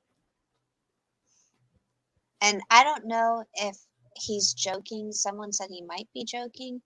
But if he is, then he should have put LOL at the end of that. Like, that's not a funny statement considering everything that you've been accused with. So, I don't know. Yeah. That didn't seem like a joke. But so then I told her that I was reporting her after she said she was getting people to help her find me in real life. And that actually scared me because one crazy woman is one thing, but I don't know who these people are. Like, what if it's a group of guys that she's enlisting to come hunt me down? I mean, I have no idea who these people are. So then she's claiming that she's going to go, that she's looking or she's talking to somebody right now. She says, in real time, I am enlisting someone's help right now. And I said, go for it. I'm reporting you now that you're saying that you're coming after me in my personal life. And I did. I reported her right then. Good. I mean, and let's hope that Twitter takes the appropriate steps. This is what I was talking about, folks. When it comes to the digital sphere, we need a digital sphere that is like the real world, in that you have a good part of town and you have a bad part of town. And the bad part of town, those folks are unable to come and ruin the good part of town. Yeah. If you want to go to the bad part of town and you want to deal with scum like this, well, then that's up to you. That's your prerogative to go do something like that. But when scum like this shows up and they're like, I'm going to go get some people, we're going to get you fired, and imply that more could be done as a consequence of you expressing a sentiment at variance with self-identified Nazi namers. You express an opinion at variance with them, and they're going to have this extra legal activity going on to ruin your life. No, you mother. No, not putting up with that at all. And so report these. I mean, if you're confronted with somebody like this threatening you, report them. Absolutely. And then block and ban them. Yeah. We are going to have to put an end to it in the white in the white sympathetic sphere, implicit and explicit. We're going to have to put an end to it. And if there aren't any other content creators and organization leaders that are going to stand up for everyone like I'm doing here, then you should know them for the scum that they are. If they're going to tolerate this shit, then no one should give them attention. If they're going to empower these kinds of people, no one should listen to what they have to say. It is high time that champions step forward and say, we're going to clean this up because we're going to save our people. We're not going to continue to waller in this dank mirrors that have been created by low-class, low-IQ'd, criminal-minded scum. They don't like it. They can themselves. They're going to make a clip of me saying that yourself. I don't give a shit. I want folks to know that. I want you all to know that. We're going to clean it up. Someone in chat, Bertie Bassett, says, build the digital wall. LOL. Yes, we need a digital wall. Yeah. You need an environment. That's why I hope Twitter will be a good part of town, a digital good part of town. And everyone else out there who can't survive on Twitter, them, I don't care. If you are, know then that you're incapable of conducting yourself among ordinary, normal, white Americans, white Canadians, white Brits. And if you are unable to conduct yourself that way, then that's your fault. It's not the fault of Twitter. Exactly. Promethean Promulgation, quote, "And if we have to go alone, we'll go alone with pride."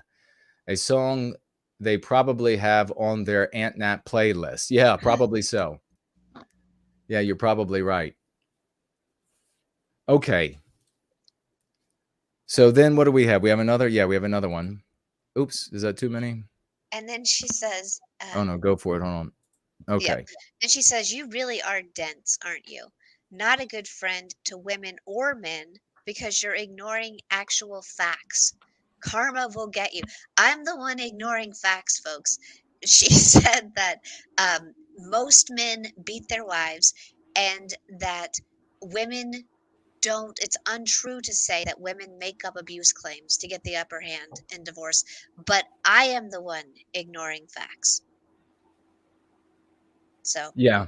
Just take that for what it's worth. Again, so you're really dense, not a good friend to women. Also, you're a good friend to women if you lie about white men. And remember, we're talking here about white men. If you lie about white men and say that they're all, or the many or most of them are physical abusers of women, you have to say that about men to be a friend to women. And you're not being a friend to men either if you don't say that about them, because then what? They will start acting like men of the West again. They won't be submissive little bitches to women like this shrew, like this harridan who cusses and screams at her husband. Come on, let's be serious, folks. Anybody, any woman that's going to talk like this, she's in her household screaming like in horror movie style at the poor bastard that's married to her. That's what's going on in her household. And that's what her children, little boys and little girls, or however many there are witnessing. I don't want to interrupt you, but the person in chat who said that you were a Fed, they're now saying, "Are you a corrections officer? Just get it out in the open. It's already public." That is such nonsense. Nothing is public about that. The only thing that's public is that someone said it on video and people took his word as truth. It's not public. So anyway, this person thinks it is. And here's the other thing. Why in the world are these anons out there giving orders to anybody? You can just yourself to hell. In the white sympathetic sphere, the way it works, there is a honor system in the white sympathetic sphere. It's always been this way. I've been around long before you. And you do not give up your personal information about your family, where you work, or any of these things. You don't give that out, and you don't ask it, because we are not in power. We are in a position of like an abducted child held by a victimizer that can do anything they want to us. And so for you to say, "Oh, just go ahead and say this," is to say that you want me to be fired, that you want my family to be physically attacked, that you want my residence to be destroyed, that you want my life to be ruined. That's what you're saying. When you make no mistake, nobody's getting fooled by that. Make no mistake, you turd. And so you have no honor. You are not welcome. You're garbage. Ban this person. You are filth. You are human waste. You do not belong in the white positive sphere, because you are shit. For you to come out here and say, just admit to something so that your life can be ruined as quickly as possible, is to demonstrate what a piece of shit you are. Yeah, and then he tacked on at the end, "But I applaud everything you do." Yeah, that's concern trolling bullshit. It really is. Fuck ever. Concern trolling bullshit. So yeah, I'm not putting up with that stuff at all. And I'm going to point out again, for these low life kind of folks, I go to conferences and I plan on attending them in the future. So you're going to talk to me like this. I'm a man. It is the exact same way as you standing right face to face with me and talking like this. So you better be prepared. And if you want to bring weapons, you'll end up eating it. You better be prepared to back up, as at least a male, these statements. This absolute, I mean, it's going to end up, Kate, it's going to end up being just this community that is going to have to just clean house. I want, the scum has got to go. We've got to build our numbers, ban all of these people who come to your channels, who come to your accounts, ban and block them all. They're nothing but cancer. Their comments on your threads, on your tweets, on your gabs will cause normal people to run like the wind from you. Oh, yeah. Do not allow them to be in your threads. There's not a, you don't escape loneliness by having malefactors respond to you. You are, in fact, ensuring that you will remain alone. So then she comes back with this karma will get you. Is there another one? Is there one more or two more? I think there's a couple more. So then she starts making fun of me because I said that I was gonna report her, and she says, "Hello, Twitter, please, we have a serious violation." Laughing my ass off, get the mouth cuffs. And then she, on her own account, does this, says, "Grace works full time for the government," laughing my ass off, and put my tweet out there with that on top of it. So that's spreading my information with the intent of getting people to harass me, because she's presenting that tweet like I've said something wrong. And it was the tweet that said that women who work 40 hours a week are basically being personal assistants to the CEOs when they could be happier being personal assistants to someone who loves them. And that was the tweet that she was trying to rally people against me with. And I thought, wow, that's strange, because you're not going to get a lot of takers on that. And she didn't. Nobody came after me because she did that. So it just looked dumb for her. Yep, the typical threats and deeds of the underbelly of the white sympathetic sphere, which interestingly enough, always finds the money and the resources and etc. to perpetuate, to promulgate their vile screeds. And then afterwards, we so often find out that the leaders of these groups are not even white or not even fully white. They may be partially white, they may be somewhat white, and we find out who was actually giving them most of the money. Rabid anti-whites. I mean, how many times does this have to happen in the white sympathetic sphere for people to pull their heads out of their asses and know what's going on? So yeah, this scum here works, and she's like, get her fired, folks. And I told her, I said, "You cannot produce a tweet showing that I smeared abused women because it didn't happen. I did report you, however, with screenshots of your tweets saying that you're going to try to get me fired and that you're getting help with that." Good. Well, this... I think there might be one final tweet where she tells me, she says, "Yes, and I have them." So then she's telling me that she has screenshots that never occurred because I just showed you all the entire conversation. So if she has them, then she created them herself. That's all I can say, because they don't exist. And she says, "Yes, I have them. By grace, enjoy being employed." So again, another threat about being fired. Yeah, 3 times. Because why? Katie is better looking and more intelligent, and she's getting in the way of anti-whiteism. And this self-identified Nazi namer doesn't like it when you defend white men, doesn't like it when you want to, as a white woman, when you want to fit as a puzzle piece with the white man in your life rather than dominating him and ruining his life. Yeah. Yeah, keep an eye out for these. And so, of course, she then, now, did she block you at that point or no? Or you blocked her She at that point because you did. reported her? Yeah, I blocked her and Okay. reported her. She didn't block me. But she did go when I told you about this interaction, you went to her account and you said, all of her tweets are gone.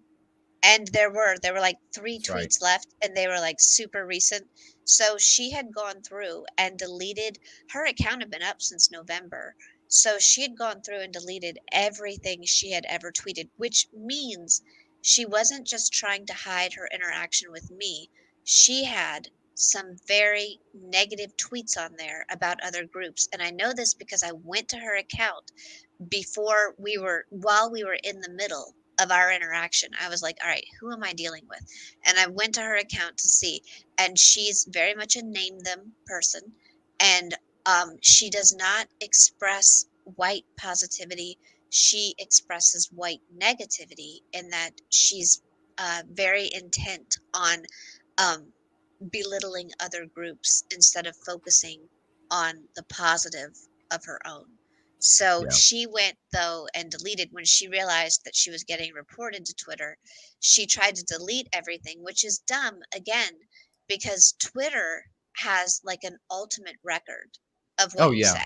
Yeah. Yeah. You can't. Yeah. She went back and scurried back like a rat and deleted all of her tweets. And I guess in a vain effort to preserve her account. It shouldn't be preserved. Twitter should be a place for mature adults, at least the good part of town, at least. You could put it that way, versus the bad part of town. And she went back, she deleted all of them, and she posted like 3 new tweets. And one of them was about Steven Crowder. And I don't like Crowder, but apparently he has suffered some sort of lung collapse. And he felt like he was, said he was dying or something like this. He felt like death was coming for him because he couldn't get air. And she tweeted this and wrote under it that the equivalent, a sentence of the equivalent of karma's a bitch. Like, karma's coming for you, buddy, and this is what you deserve. Isn't And it interesting that she's so obsessed with karma? She said to me several times that yes, karma was coming for me. I think that's fascinating for someone who does what she does. It's almost like a little bit of projecting going on there. yeah. Oh, it's big time. Big time. And it's this magical thinking. There's this magic force out there. And again, that is her declaring that she has no agency. She's not going to take responsibility for anything, not any blame, not anything. She's just going to spit this nasty venom out. So she's good.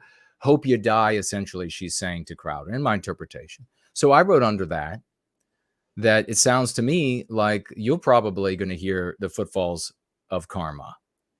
And that was it. I was done. I just said that to her because I heard about this conversation. I went over to her account. There she is, happy that this guy is saying that he felt like death was upon him. And back to the karma, I made my comment to her that, her deeds hopefully will catch up with her actual deeds. Yeah, everything she was saying that should be catching up with Kate, that Kate should lose her job, and that all of these sorts of things were all her own invention. She's psychotic. All right. So her saying to her, well, your actual psychosis, what you've actually done, that might catch up with you. All this negativity, that might catch up with you. So anyhow, she decides to do a bit of the same thing, like trying to come after me. And I end up saying to her, actually, I think I still have it. She deleted all of these. So she blocked me and then locked her account. I didn't go back and forth very many times with her. She wrote back something despicable and disgusting to me. So then I wrote to her, those who deal in lies live in lies, like your profile picture which is more doctored than a corpse at a funeral after a grisly wood chipper accident. You must have hit the wall to carry around that much ugly, fat, and gullibility. Pull some filters off the tight head shot. And of course, this was in response because what did she do? She immediately outed herself and used these baseless allegations against me about abusing women and immediately identifying where she came from, what community she's in, calling me a fed, saying that abuser of women. And how many women have you abused lately, Jason? Immediately identifying where she's coming from. So then, to demonstrate yet again everything that Kate is saying and everything that I'm saying tonight as well about the majority, regrettably, of your average woman out there in the world, to demonstrate it and the power that they wield and the power that they know they have, and where Kate's talking about them, so many of them lying to law enforcement, to arbiters, to victimize their husbands, to deny them a time with their children, even get them arrested and thrown in jail. Their boyfriends, the same thing. To do all that, they know they have the power socially and legally to do that, and they have no character whatsoever. And so they will just blatantly lie. And to demonstrate that yet again, this bitch writes back to me, "Stop DMing me. I told you I'm married." Yeah. And how much do you want to bet that other mothers in those circles are going to be citing her lie there? Fortunately, it was a really clumsy, it was so obvious in this back and forth that I didn't know who she was, and that we were having our first interaction, and it was a not friendly one, that it would be obvious to anybody reading that obviously I didn't have any contact with her. But there still will be the same kind of folks who have no problem saying, well, he's got a penchant for old people and for young people, and he's uses prostitutes, and he's a drug dealer, and he's a federal officer, and he's a whatever it is. Those same people will have no problem saying, "Oh, look at there, Jason DM'd this married woman, and she had to actually tell him to stop." Exactly. That's what this filthy, disgusting little bitch did. So are we right? Are Kate and I right about the average woman in the West? Well, I say the evidence has been laid out today, hasn't it?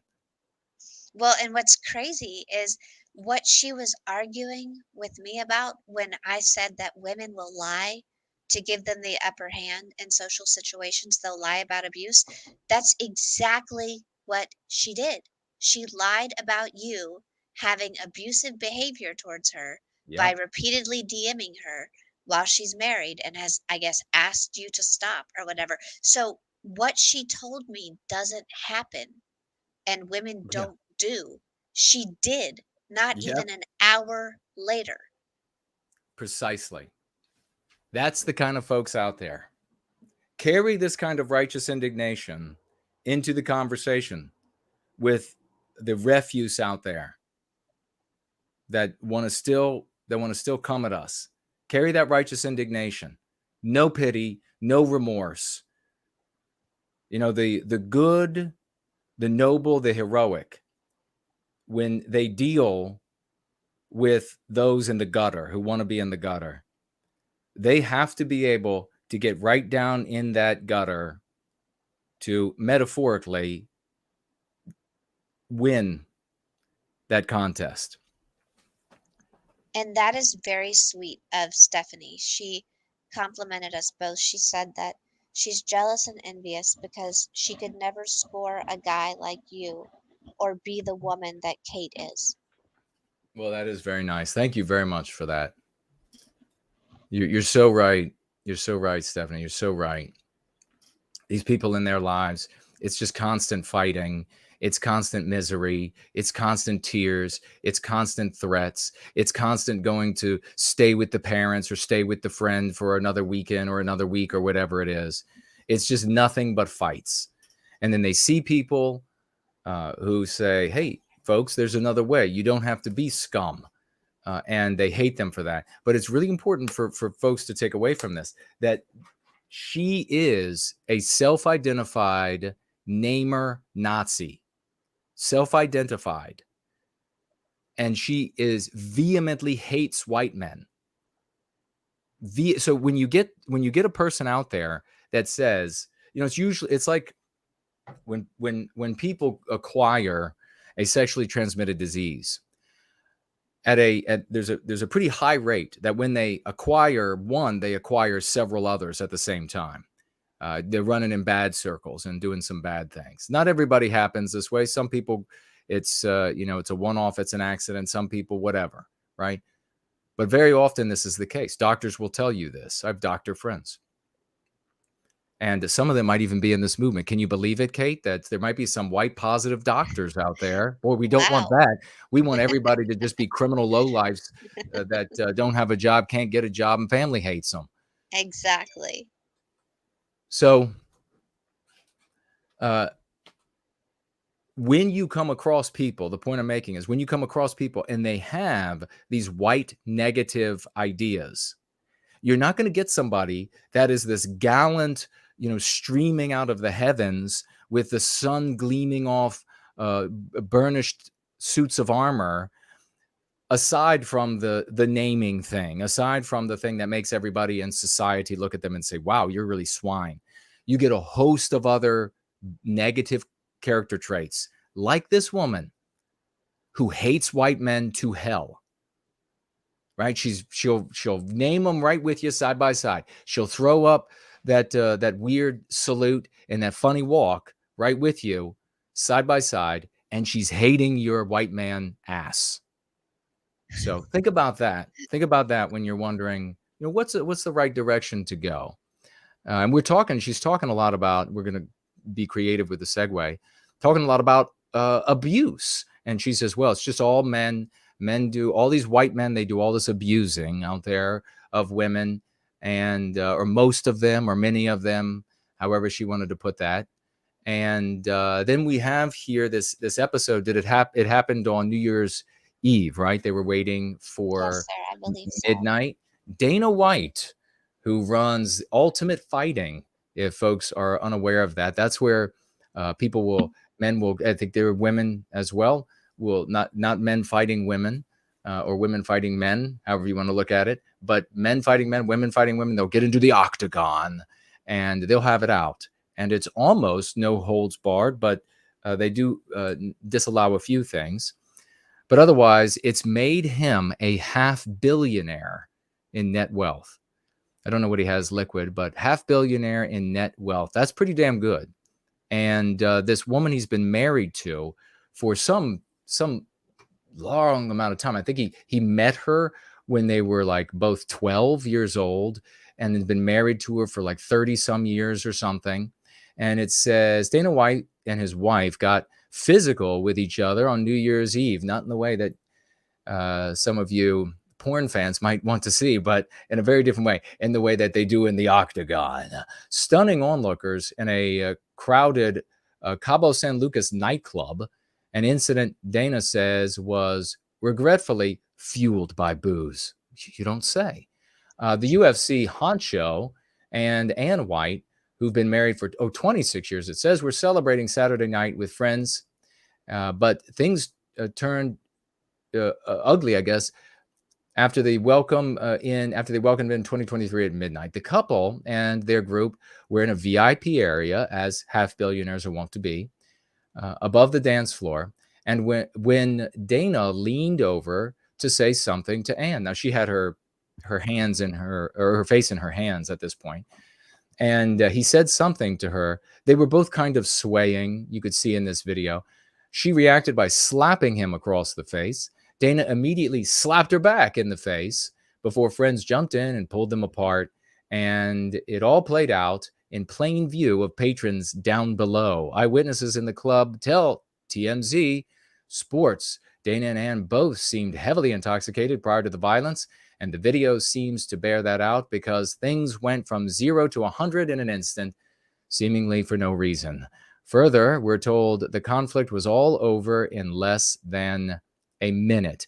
And of course, now that it's over, and I want to make clear, if you haven't seen this, she does appear to like haul off and slap him.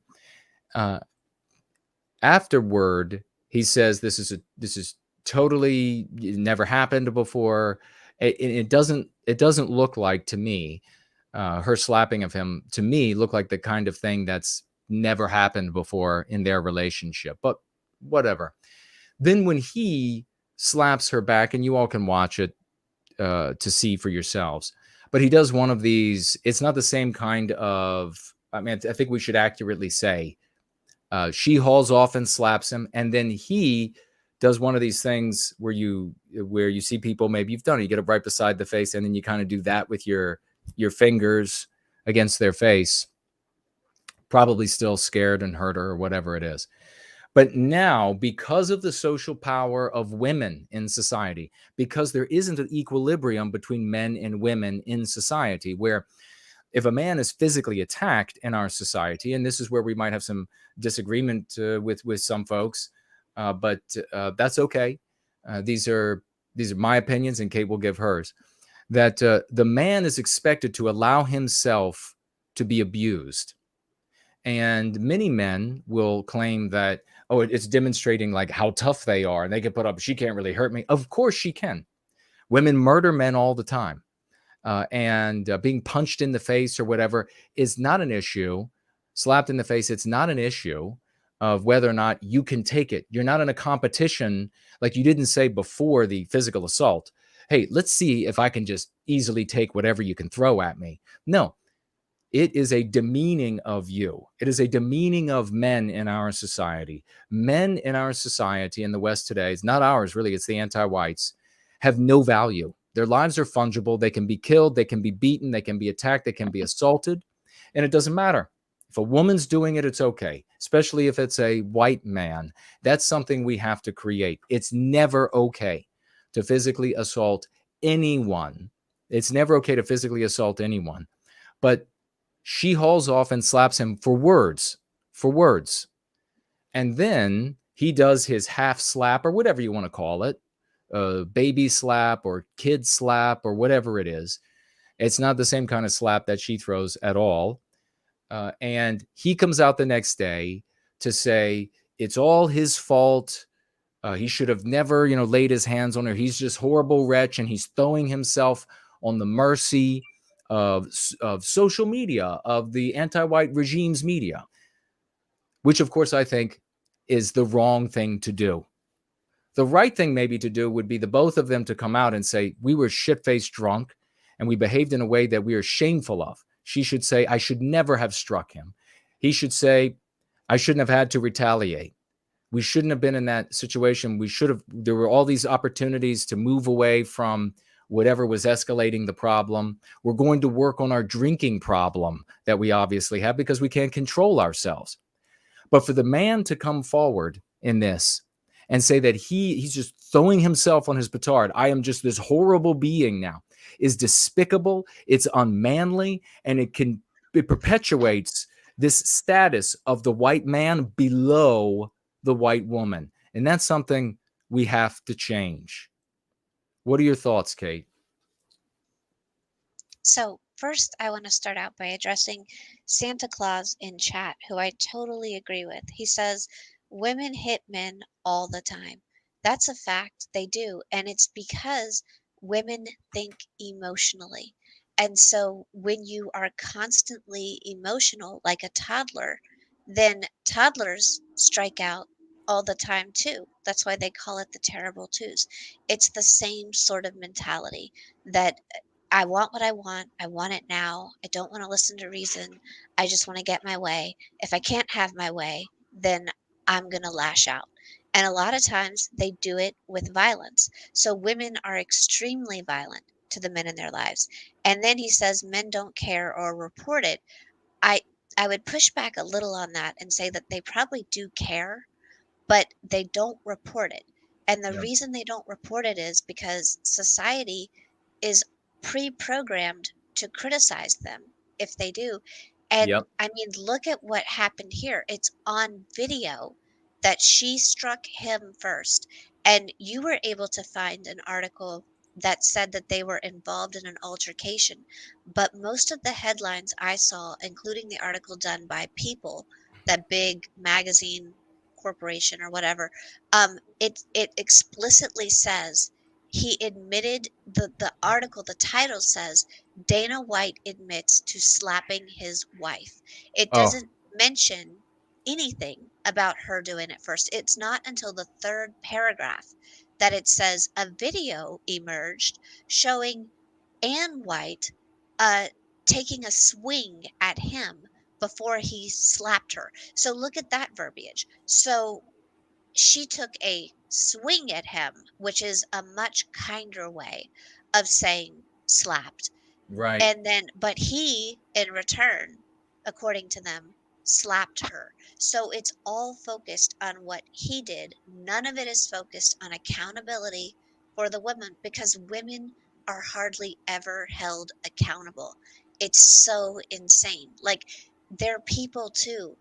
We are adults, we're Yeah. people, we make choices and we have agency. We are not perpetual victims of circumstance.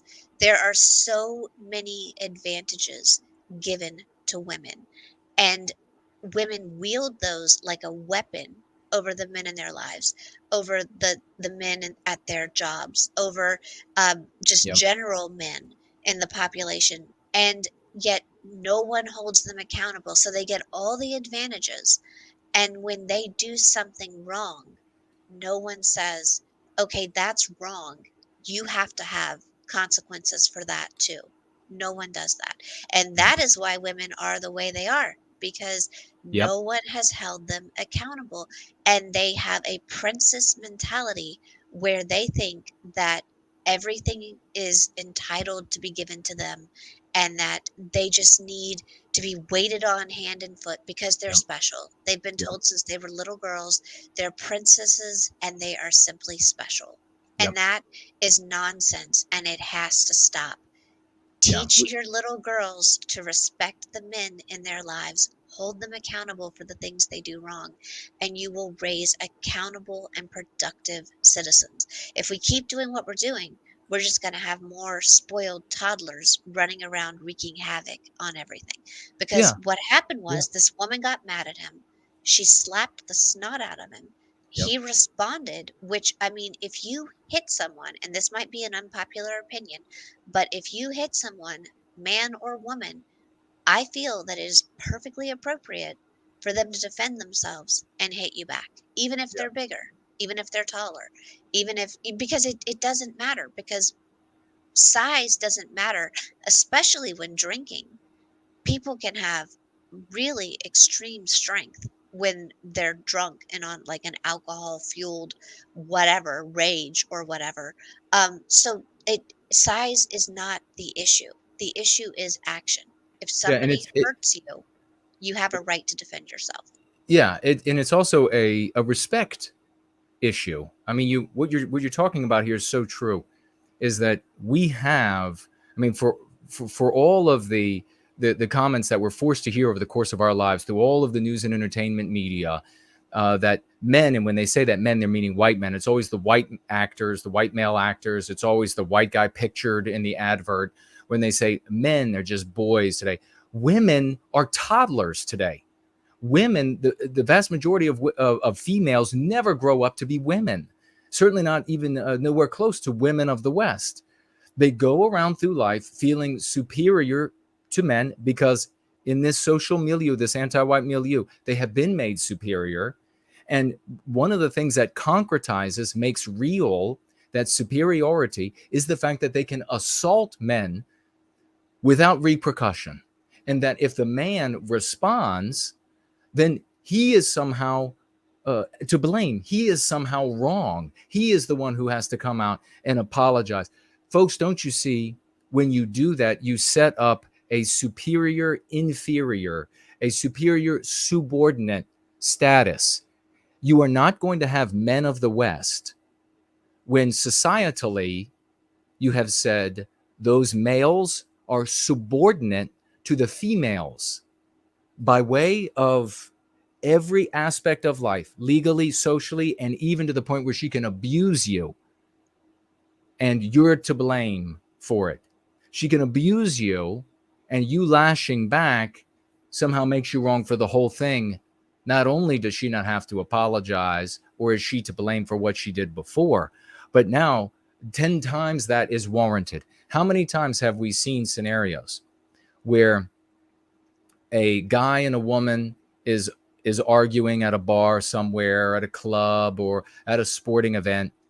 Maybe the guy is he's not even physical, they're not even physical, they're not even punching her, and the guy though is really furious and he's shouting, and then other men will show up to protect. They have no idea what's going on. They'll come step right in and say, "Hey buddy, back off." It doesn't matter. I think we've all have witnessed that. And very often these kind of scenarios end up with multiple stranger men physically attacking the guy who's in the conversation, in the argument with a female. That's got to end. You are not going to rear women, much less women of, you're not going to rear women of the West, much less just regular basic women. If you continue to allow women to act with impunity, to not have agency, and it's even more so today because women have this legal and social superiority to men, that they have to say to themselves, I realize there's this imbalance. And for my people, for the love of the men in the white race, males that I want to become men, I am not going to take advantage of these advantages. I am not going to put men below. I am not going to say in the next conversation that it's okay if a woman hauls off and slaps a man, and it's wrong if he slaps her back. I'm not going to say that. Now, if you're a guy, in my opinion, if you're a guy and you allow a woman to assault you, you are an absolute coward. That's my opinion. If you allow a woman to hit you, strike you, I know that there are guys. I've had a co-host that said he would do nothing in response to a woman striking him because she wouldn't be able to do damage. So what? This is about respect. And if we're supposed to be on a level playing field, God damn it, if you give, you better be ready to get. Now, when it comes to a female, I would think that the right thing to do for a guy would be to handle a female smacking him or punching him the same way that he would handle a guy, maybe even a little bit smaller than the female, because the female is going to have thinner bones. She's going to break much more easily, and etc. So a real man, or a guy who's at least aspiring to be a man, when he's in a fight with another man, if the guy is diminutive, if the guy like you shouldn't want to fight a guy that's much smaller than you anyhow. But let's say the smaller guy's drunk and he's like coming at you and he's being a fool. You don't use your full force on him, right? You don't want to obliterate somebody who you shouldn't even be fighting at all because of their size, right? I think the right thing for a man to do is to gauge a response that's appropriate for the size of the person striking them, male or female. So we can put an end to. Women will learn real quickly. And that's the best way to learn. If you're going to haul off and you're going to slap a man in the face, and then he's going to give you one back that's going to be commensurate with your size, you'll learn real quickly to not assault men, that they are not inferior to you, that you are not superior to them. And then the right response of the people that are observing this is like, okay, you both had your love taps. No more physical assaulting. Not a bunch of guys fighting. You know why a bunch of guys didn't fight, Dana? He's a half billionaire. If it had been just a regular guy from this community, 4 or 5 guys would have jumped on him and beat the shit out of him for doing one of these like little, give me a breaks that you could do to an actual puppy who just pissed on your carpet. 4 or 5 guys would jump. That's the only reason that he wasn't assaulted and had the piss beat out of him. Oh yeah, the We only have to reason behave that differently. people didn't call the police and have him arrested. I mean, if he had been just a regular guy, the people at the bar would have called the cops so fast on him, and the story would have been he slapped her, and her slapping him first would have never been brought up. No. Never. Someone in the chat, a Des A says, you don't hit a woman even if she's a princess. And then she says, a real man doesn't hit, don't hit women, period. I would push back on that, and I would say real men don't let women hit them, period. Yeah, I mean, if women should not be hitting men, there you go. Women should not be, and if they hit a man, then they should expect that they're going to get a love tap back, and that'll put an end to it. This defining as a real man, somebody who will accept a subordinate role and will allow themselves to be physically assaulted and thereby degraded. That is one of the reasons why we don't have men of the West. You're not going to get a man of the West out of a white male, if he feels himself subordinate to females. I mean, that's the bottom line. You can look throughout history.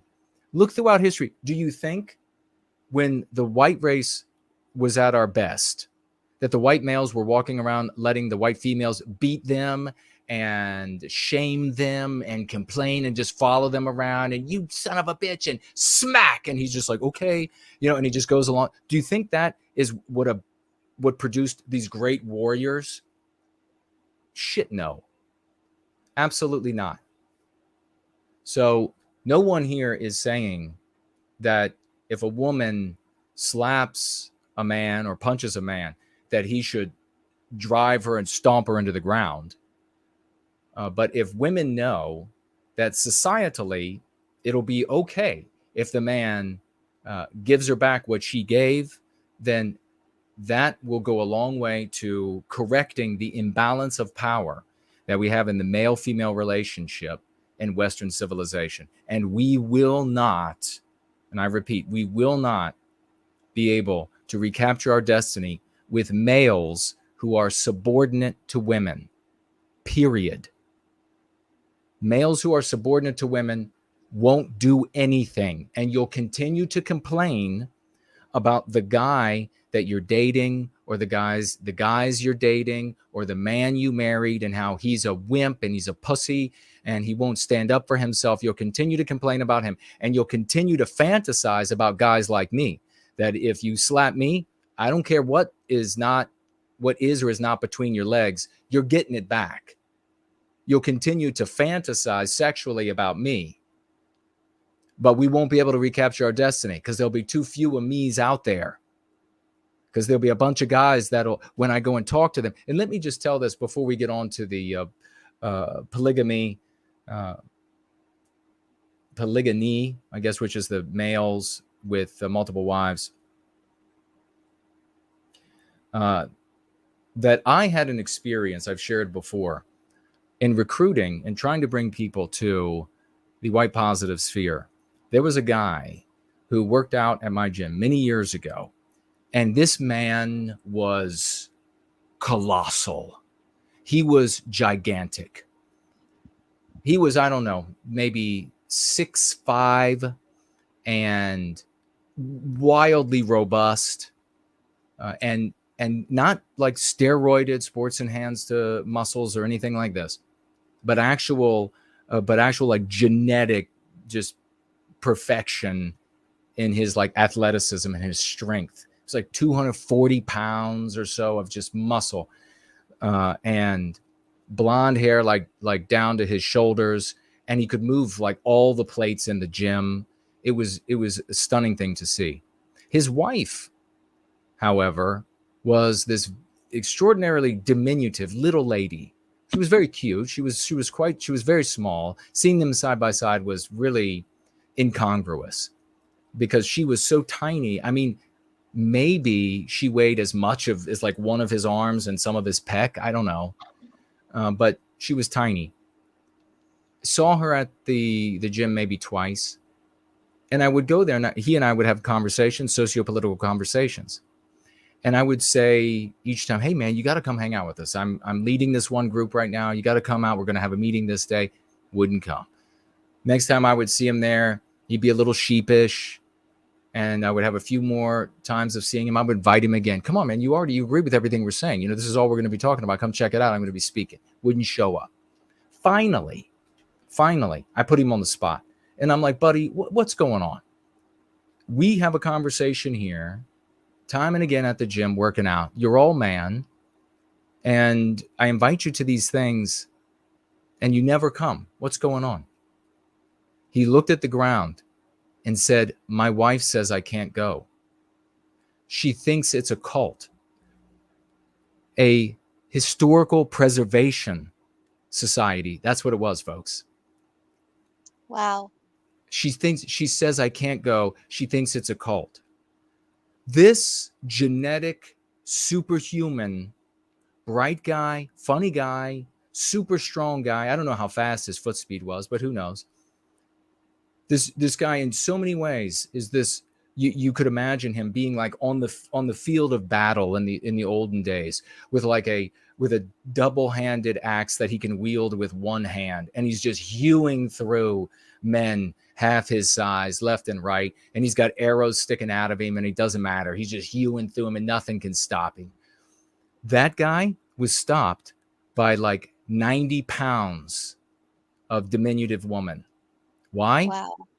Because she's superior in that relationship. Of course, she could punch him and smack him all she wants, and it's not going to hurt him. But what does punching and smacking him do? It puts him in a subordinate role. So do you want more? Do you want more of that in this world, where the 90-pound little lady is preventing the 240, 250 pound Superman from participating, or do you want that man participating? It's that simple. How sad. Yeah, exactly. How sad. How absolutely pathetic. And I agree in theory. Des did say that she thinks women should be held accountable, but they should be held legally accountable. And if that were an option, then absolutely. However, that's not an option. Right. Everybody knows the minute you call the police and you say, my wife or girlfriend hit me, Yeah. the police are going to take their time about it if they come at all. And when they do come, they're not going to take you seriously. Yeah, they're just going to laugh about it. That's why you're not going to get to a legally she will be punished until socially she's punished. And the only way you can get to socially she's punished is when you get to a point where she can get back whatever she gives. And the onlookers are like, oh, well, you hit him. He hit you back. When you get to that point, when the onlookers say that, then you can have it in law. Right. But you're not going to get there beforehand. And so, like I said, I think that to engender what we need, which is our males to become men of the West, we have to right the balances of the male-female relationship. And that means that a guy, if he is struck by whatever, a man or woman, that he can give back as good as that person gave. No more, but give back as, any woman out there that would say, oh no, I should be able to haul off and slap the shit out of him, but he can't do anything to me. Any woman that's saying that is desiring to dominate you, guys. Any woman that's out there saying that desires to dominate the men in her world. So, imagine that. Imagine that princess role. I should be able to hit you, and that should be okay. Really? Okay, so we know that women put so much stock in words, in negative words that could be said. So if your husband were to say, oh, you're just a fat bitch. Have you seen how fat you've gotten? Are you going to say, well, it's totally acceptable that I just don't respond to that and I just take it? Yeah, I don't think so. So don't BS me. We know for sure that you're going to say, well, no, that wouldn't be fair. If he could say something nasty to me, oh, but I should be able to punch him in the face and he should just take it. All that. Those days are going to happen. And here's the thing. Here's the reality, ladies. And then we're going to move on to this polygamy. Here's the reality, ladies. Either you are going to participate in a righting of the scales so that we can recapture our destiny, Western civilization, or what will happen across the West is going to be far worse for you than a man being able to give you back as good as you give him. Let me promise you that. You can look to the other countries of the world outside of the West to see what your treatment will be like if we don't recapture our destiny. So you hear your options. You can say either I'm not going to hit a man, or if I do, I'm going to get back as much as I give.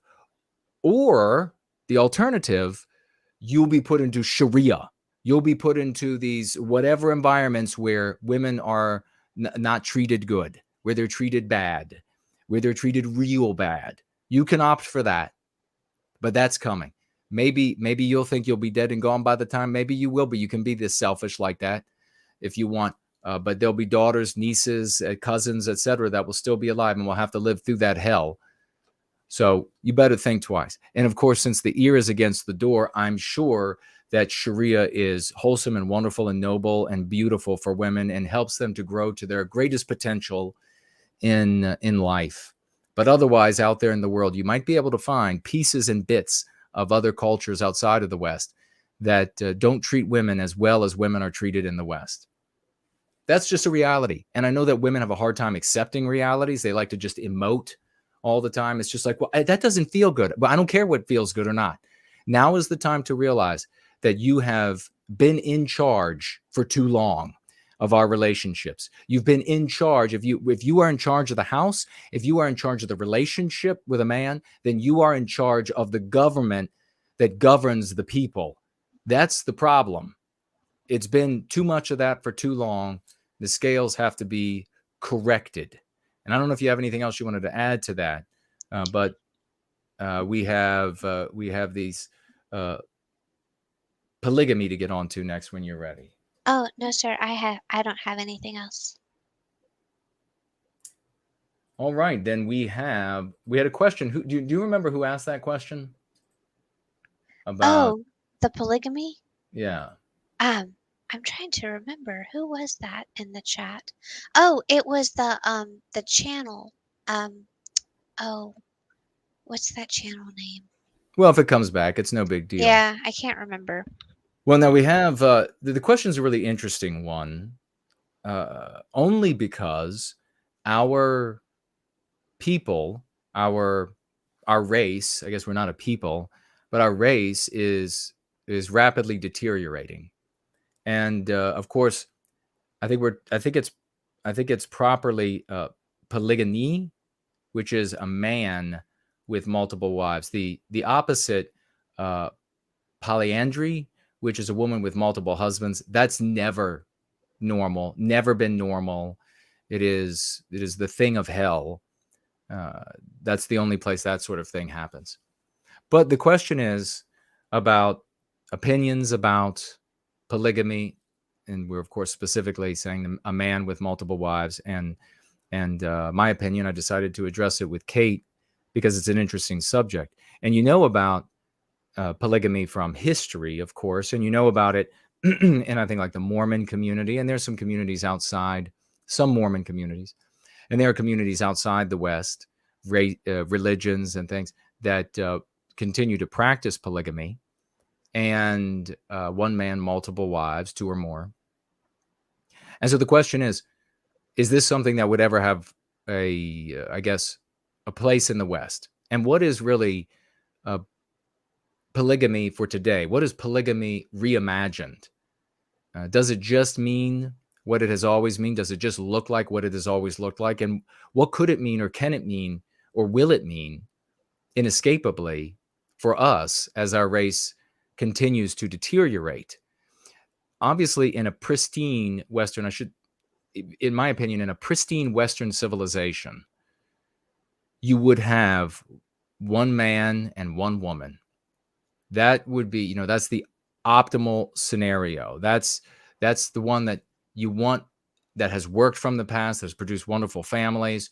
And it also prevents scenarios of groups of men going without a woman to marry and to make love to and to rear a family with and to see his progeny combined with her that marches off into the future. That's best case scenario. That's in a pristine environment. Our environment is increasingly further and further away from pristine. Now, that doesn't mean, at least in my opinion, that you suddenly become polygamous. And under what scenario? I don't think there could be a governmental or societal sort of a moral scenario where an argument can be made for widespread polygamy. But I do think, and of course, the reason for that is that you are depriving males of mates, that's just a wretched thing. I mean, that's ultimately what's happening today. In a different way, you have women have made of themselves concubines of the top 15 to 20% of prettiest faced guys out there. And then the analogs, as they get a little older and they can't compete with the younger women, and the analogs come into play of how much money does he make? Does he make enough money to give me a really nice life? And so I think it's a horrible thing. It's a wretched thing to even imagine, to deprive men of a mate, of an opportunity to peer pair with somebody that's on their level. And but I think, though, if there's any exception to that in my thinking, that given the environment today, how anti-white it is, and given the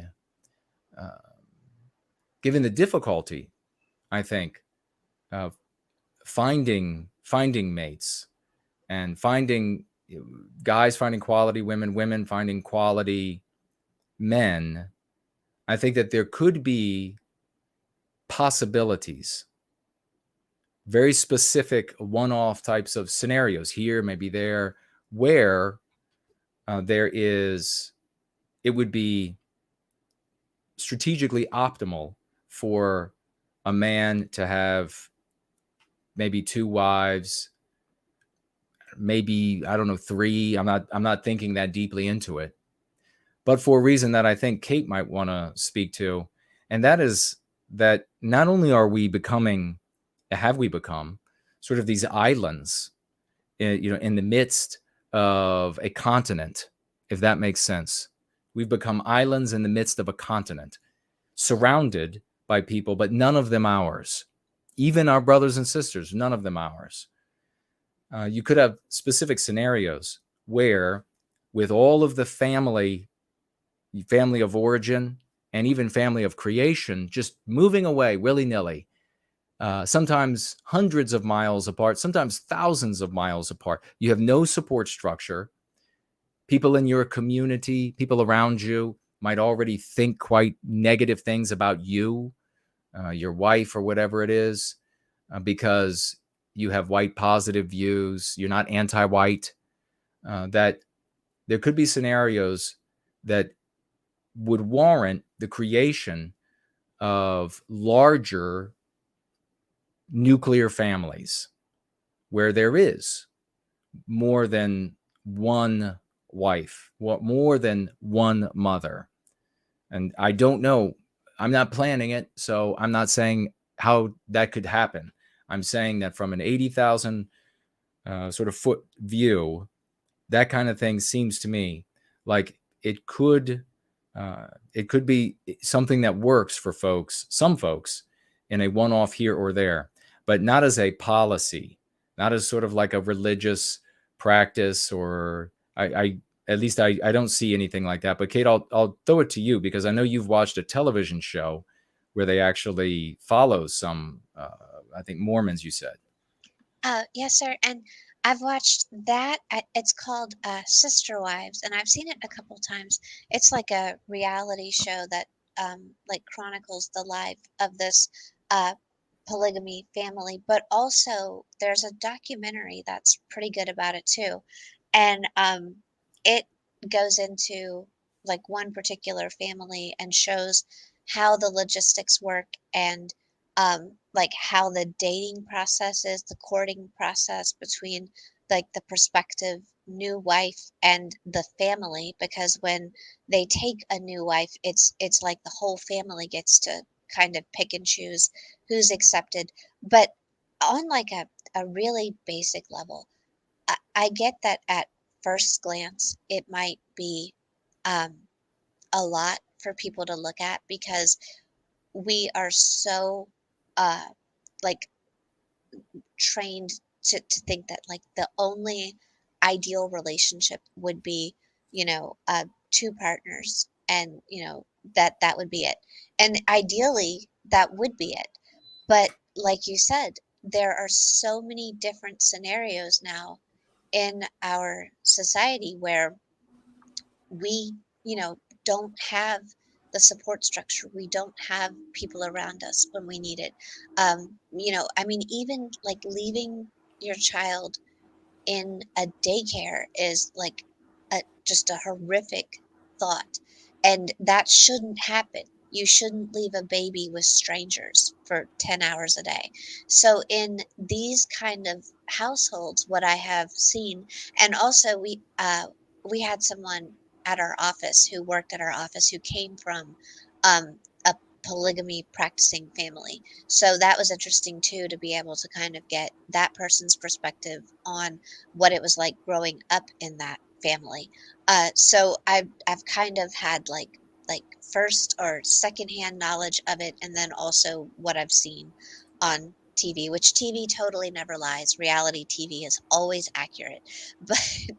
But I mean the bottom line is though is in these families, um, it they do have built-in support systems. I mean, that's really helpful and useful right now on just a very logistics kind of level, where the one show showed that one of the wives would keep the other four wives' children while they worked and the husband worked.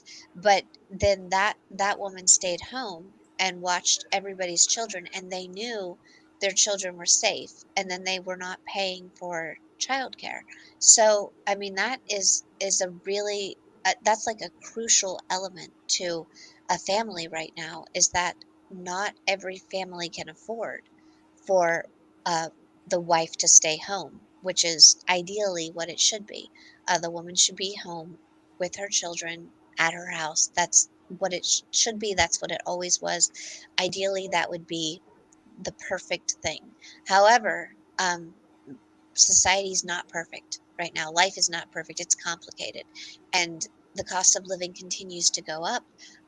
Living in safe, not anti-white neighborhoods, neighborhoods where you can let your kids play outside in the yard, that's becoming harder and harder and more expensive. So, I mean, those things have to be taken into consideration. What are you going to do with your children? Who are you going to leave them with while two people work? Because it's probably not going to be a nearby family member, Well, that's a because great point. Yeah. as you pointed out, nobody, hardly anyone lives by their families anymore. You move away for jobs, you move away to go to college, you move away, and then you come back a couple of times a year, but you don't live in the community that you grew up in. Very few people do. Yeah. Yeah. You're absolutely right. And I thought about that. That's a great point that you made there. We today, two people have to work to pay for just the half the house that their parents could afford, half the vehicles and vacations that their parents could afford when it was just one person working. And most of the time, of course, that was the father, the man. And now you have both of them go out of the house, and their children then go off to daycare with people from other lands, wonderful people. They wonderful people who practice Sharia, and they're wonderful people. and they're in the daycare, and they're not learning your norms. They're learning anti-whiteism there. And then they come home and you think, well, that's okay, I'll just correct them. And how often do we see them getting corrected and not going anti-white? In fact, we see the children coming home hating the parents, because that's what they're taught to do by all of these other adults in these, like learning environments, in these official environments. And then they look at you and they're like, they see all of your weaknesses. They see when you're a slob, or they see when, and you're like, look, they don't see when that establishment is a slob. It's a slob. It's always the official establishment. They come home and they hate you because this is what they've been taught by that authority. And you're just the guy who doesn't always fold your pants and hang them up just right, like Jason does. And if in one of these environments where maybe you do have a husband and 2 wives, for example, let's just think of it there for a second, or 3 wives, whatever you want to, and some of you go to work to be able to pay for the toto, and then you have a loving family member with the kids. You have a loving family member rearing them throughout the day, tending to their injuries so that they're not being taught poison, so that they're not being bullied by children who mature, especially sexually, faster than white children do on average, in my opinion. They're home, protected, ennobled. That's another great point that I could see anti-whites really objecting to. Another, it strikes me, another sort of bulwark that it could create in very specific scenarios, because again, on a societal scale or whatever, you can't, and you would never want to do, because it would be immoral, it would be wretched to have like polygamy ordained by law and allowed, because you would be denying men, you would be denying them a wife to make love to and to have a family with. And that is really an abomination. A society that does that is an abomination, because they don't care for men. Then you're seeing, you don't care for men. You're you're instantiating a law that will take the men of your society and whatever percentage, and you're saying to them, you won't be able to be a husband, you won't be able to be a father, you're just a nothing and nobody cares about you. That is monstrous. So nothing like that should be done. Having said that, you could imagine a scenario where today, in our current plight, where say you had a guy lived in a town, and he is an advocate for white well-being, and then you have 2 women there that are advocates for white well-being, and there are no other guys nearby, and no matter how much maybe what would become the second wife was trying to find somebody else, she couldn't find anybody else she paired with. If they ended up together, you would have a scenario where you'd have a nuclear family that would be more robust. It would be harder to bankrupt that family, because you could have a scenario where the guy is trained to do one job, he's doing it. One of the wives is trained to do one job, she's doing it. The other wife that's home, she is trained to do a job, but she's out of the house, but she's staying home with the children. Then say the husband gets fired for his views because the anti-whites say, well, he's not anti-white enough. He could go home temporarily, take care of the family at home, and then that second wife could go out and work. Anti-whites would really not like that. It would be much harder to take down these families. So I can see specific scenarios where, at least socially, within the white sympathetic sphere, it should be tolerated, but definitely not the norm, not the ideal, not what you're looking for, not what you're striving for. I can see, we talk about in white well-being that we have the ideal man, ideal woman, the ideal marriage, the ideal family, the ideal construction worker, the ideal seamstress, the ideal whatever it is, okay? The ideal homemaker. And we all strive for those ideals. because that we've determined that those ideals make us strong as individuals and make our families strong, and therefore make our community strong, therefore make our country strong.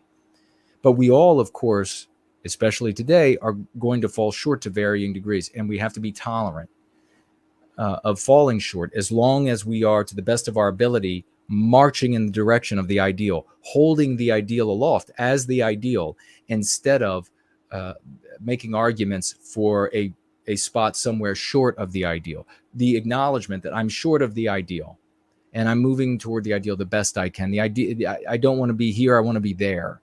For people to have that is all that you can ask of folks.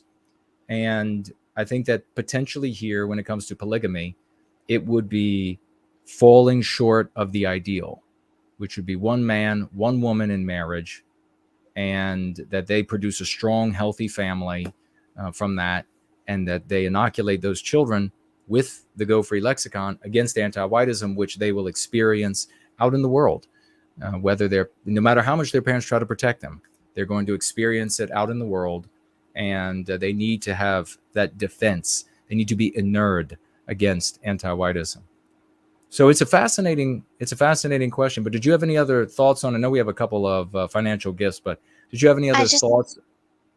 I just had one other thought as you were speaking. I was hearing you talk about how it would be possible that certain men then would be denied a partner.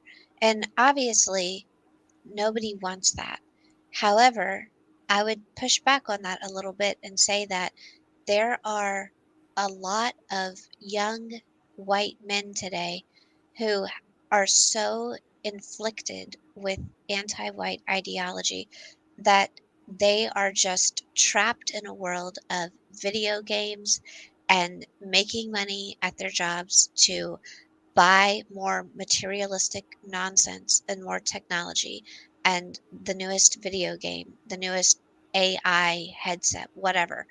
And they are so turned off by the idea of having a, a wife or a girlfriend because they see stories like the one that we talked about tonight. They see women like the woman who came after me, and they're like, no, thank you. I'm done with all of that. I mean, honestly, a lot of them are scared because Yeah. they don't want to go to jail. They don't want to, so they're like, all right, I'll stay home with my video games. And I get for them that is self preservation. However, that leaves a lot of young white women with fewer and fewer options for a mate.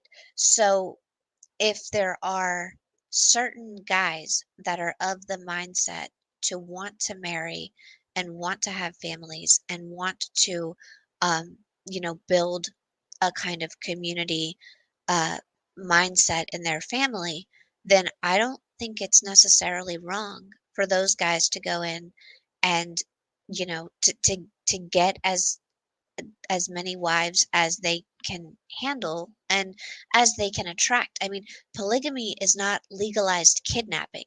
So, like, the women still have a choice to say, no, thank you. So it's the guy has to come to her and court her and make a good impression and be well spoken and be intelligent and, be physically fit. So it's like there's still going to be standards. It's not just going to be like every guy is going to get 4 girls or whatever. Like you're still going to have to work for it. And then that will kind of allow women more options, and it will allow men more options. And then it will also take care of the issue of the disappearing young men, um, particularly like in my generation, like the millennial generation and younger. It really seems like men have stopped wanting to pair, or if they do want to pair, they're so timid about it that they don't approach women and they don't actively seek them out because they're scared of rejection, they're scared of being controlled or whatever. So I really do see that it could be a potential solution for that kind of scenario.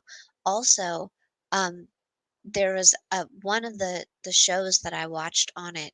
um it showed that one of the wives, the first wife that he took, couldn't have more than one child. They had one child and she wanted more. They went to the doctor, they did all the testing, and she was told that she couldn't have more children. And for them, their lifestyle and the fact that they had both been raised in households that practiced polygamy, so they knew he was going to take another wife, and that was already on the table. That actually provided a relief situation in that scenario, because the woman said, "I'm so glad," because he wanted more children. She's like, "I'm so glad that he gets to fulfill that and that there's not resentment.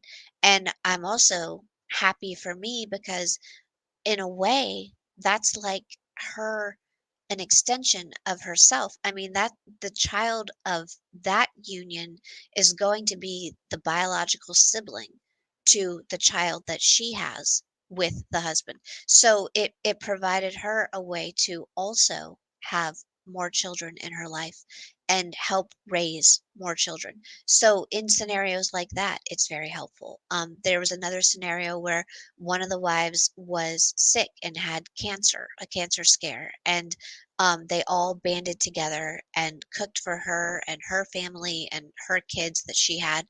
And, everybody was taking turns being with her and sitting with her, which really took the pressure off the husband. Because in a scenario like that, I mean, the guy still has to work. And if his wife is sick like that, he's going to feel like he has to wait on her hand and foot. That's a lot of pressure for one person. I mean, guys are human too. So that's a lot of pressure. So in that scenario, the other wives came in and filled that gap. And so that kind of love and that kind of support is really hard to find right now. And someone in the chat, I think it was Santa Claus, said that America is hungry for communities. And I totally agree. But what these people are doing that practice this lifestyle is they're starting with their family. They're building their own community. And agree with it or not, it's what they're doing, and they have support systems and resources that the rest of us that don't live that lifestyle, they have those resources and support. So it's not. I don't think it's something that should uh, be like shunned or not allowed if people want to do that, because I really do think that it has a lot of good objectives when you look at it closely. Well, yeah, I think in this degenerate, destroyed environment, what anti-whiteism has done to the West, what it has done to our people, it has driven, as we're pointing out here, I think we hitting on this point several times, and it's really important that it's since it has pushed what seems to be a genetic proclivity in Western kind, which is this individualism. Since it has pushed this to the extreme and made us into these radical individualists that will dump family in a moment if there is a job $10,000 more 2 states away, that has really made us atomized and weak, without question. And so the question is, what can begin to what can in what ways and at what times make us stronger? I think it's also important to mention that we are talking about the possibility of polygamy in the environment of going free, in the environment of fighting anti-whiteism, identifying the mean pathogens. Because if you have a man who just has enough dough to make the lifestyles of a bunch of beautiful women as easy as can be, and he's just a degenerate, self-centered, radical individualist, then that'll just perpetuate the problems we already have. But to Kate's point, you have a scenario where there are women, and this is the other thing I really wanted to point out. Well, the two things here: you have women who want to get married, and we know that it's easier, I think, for a man who is going free or who is resistant of the system or resist the system, to influence the woman that he's with in her beliefs, to influence those beliefs so that those beliefs begin to match his more closely, especially the younger she is. The older she is, not all women, but most, they sort of get calcified. I think that's all people, men and women. But the younger she is, it's easier for a man to influence her opinions, and so that she too can come over to a view of thought and society and how to remedy things and how family should be structured that is in tune with the man's. Whereas if this is reversed, it's not as easy for women to, despite the fact that they can be in charge, or that they are in charge, they still find that the guy, who, as Kate's rightly pointing out, is terrified of the woman because of, like, she can just say, stop DMing me, I'm married. And society's going to look on and say, what are you doing, a guy? Why are you DMing her? Instead of saying immediately, like, why is she lying? Or where's the evidence? I'm not believing any of this until I see evidence. They don't. They just immediately say, why are you DMing her? So they can't get these guys to get off the video games.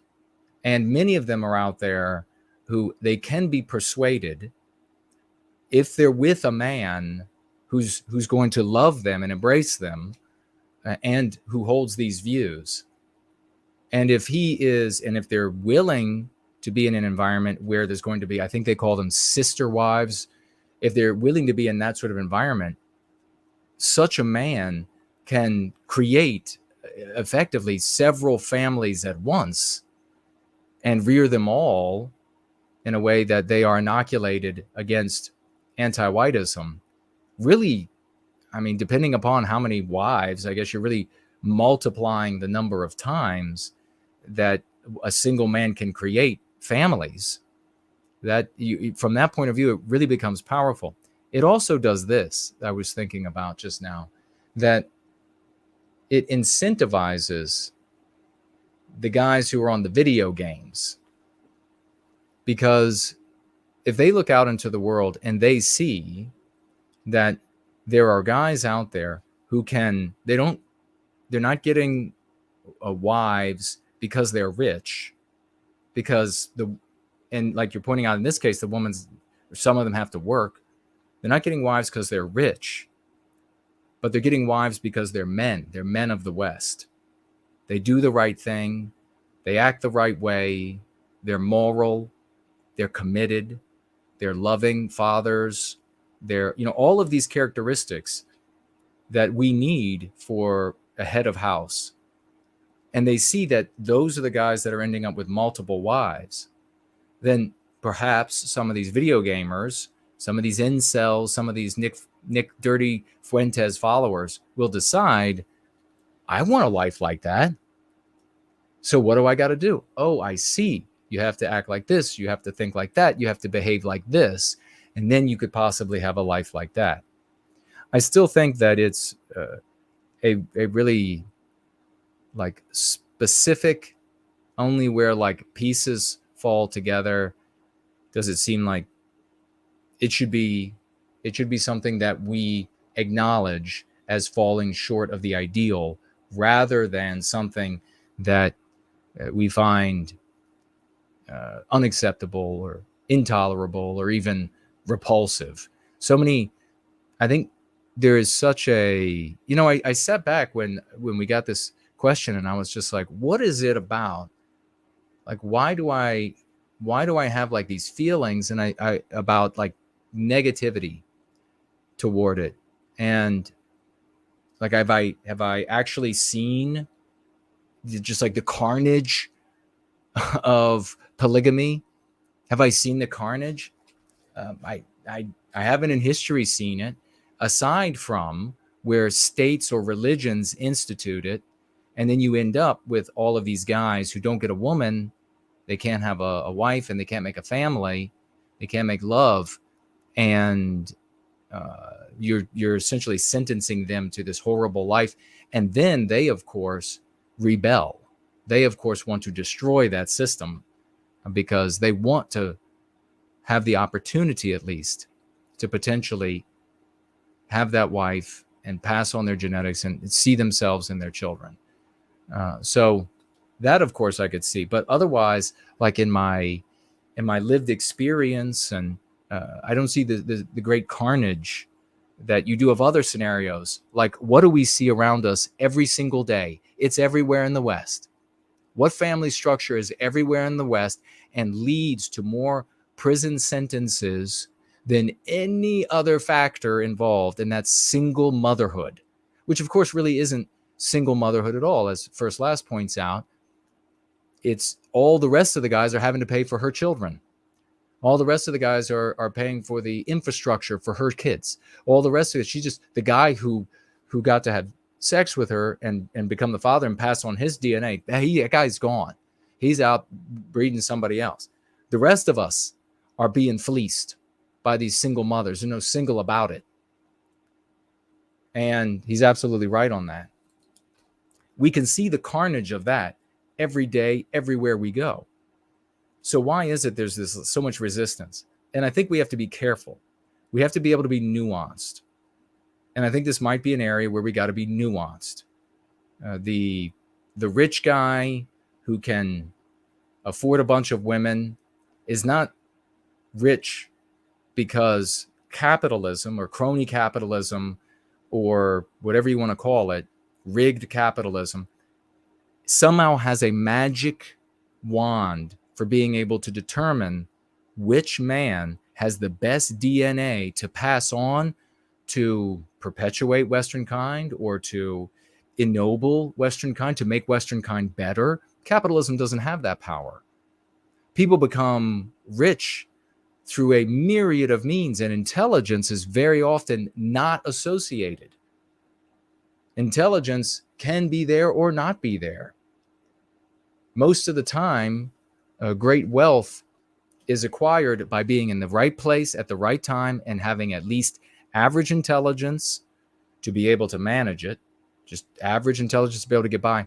And very often, especially in a system like we have here that rewards these sort of like micro socialism institutions in this otherwise radical individualist culture, a little underhandedness, a little unscrupulousness. That's what helps. That's what benefits. And that's what's the cause of more wealth than high intelligence, than nobility, than courage, than industriousness, than creativity. Those things don't automatically equate to great wealth. In fact, they almost never, it's aleatory. Wealth is aleatory. You've got to be in the game. You got to buy the lottery ticket, for example. You got to practice baseball if you want to be picked. But not getting picked doesn't mean that you would not have been the best to ever play the game. That's not how capitalism works. And so the rich guy getting a bunch of women is not something we should tolerate in this conversation, looking at it from this conversation. But is it possible that there might be scenarios where there is a great guy? He is all of the qualities of a man that we want a father and husband to be. Could he end up with a couple wives or something that I think would be tolerable? I think so. I think so. And here I'm talking about the qualities that we're looking for to pass on to the generations that we hope to bring forth. Not the prettiest face guy or the richest guy, but everything else that I've already mentioned. So who knows? It's an interesting subject that I think we have to have a lot of nuance. But I think falling short of the ideal of a man and woman, one man, one woman, in those scenarios should be something that's tolerable. Yeah, I like your point there, where you said that the men who are really trapped in their world of video games and, maybe not, they don't know how to pursue a woman. I think that you're right. I think that if, if they looked around and they saw the traits that men have and men exhibit who are getting um, multiple wives, who are attracting multiple wives, then I think that they would be more likely to adopt those traits and then to seek out women in that way. So it would be like providing a blueprint for some of these younger guys who really don't have a desire to go out and date because they don't think that they have anything to offer, or they're scared or intimidated of women. So it really could be a positive in that way too. But again, like you're saying, I mean, it is a very nuanced subject. It's not going to be right, obviously, for everyone. Not going to work in every scenario, shouldn't work in every scenario, shouldn't be tried in every scenario, but there are some instances where you can see that it does have advantages. Yeah, just imagine for a second if you met, like I've met. I was just talking about it this past Sunday.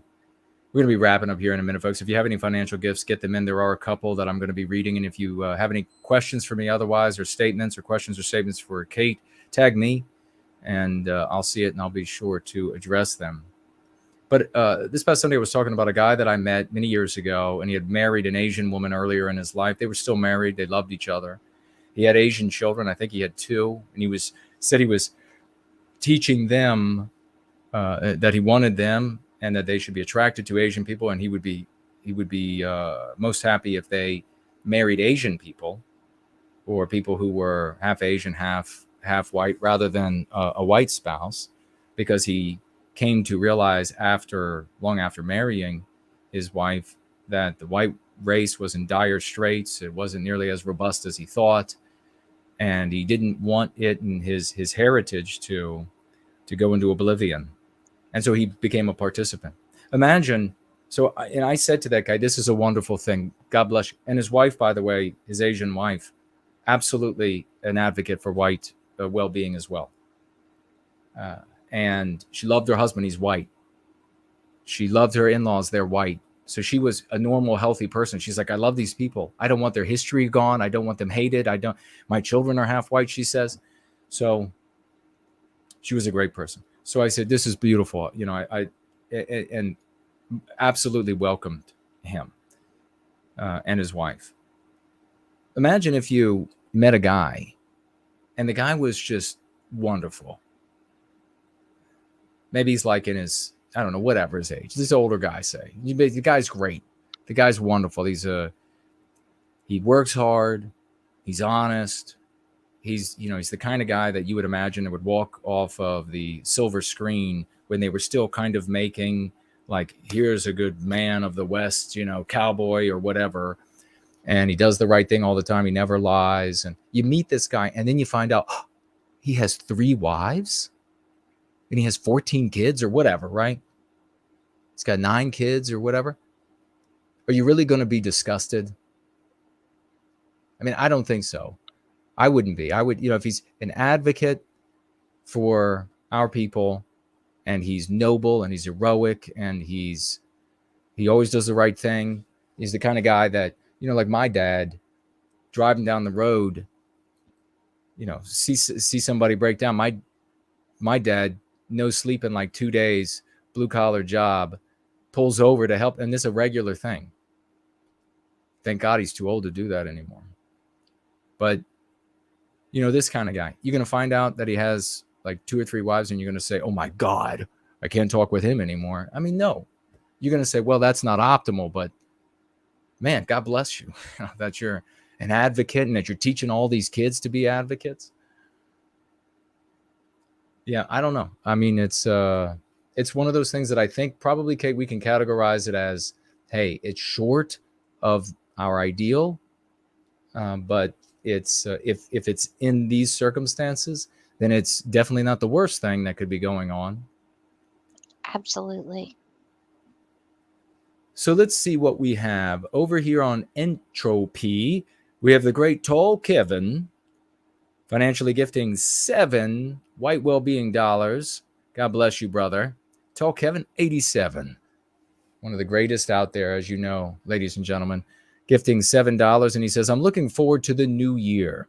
Hope everyone has some positive resolutions to accomplish. I also plan on rereading Prometheus Rising. Hopefully, I uncover some more secrets inside.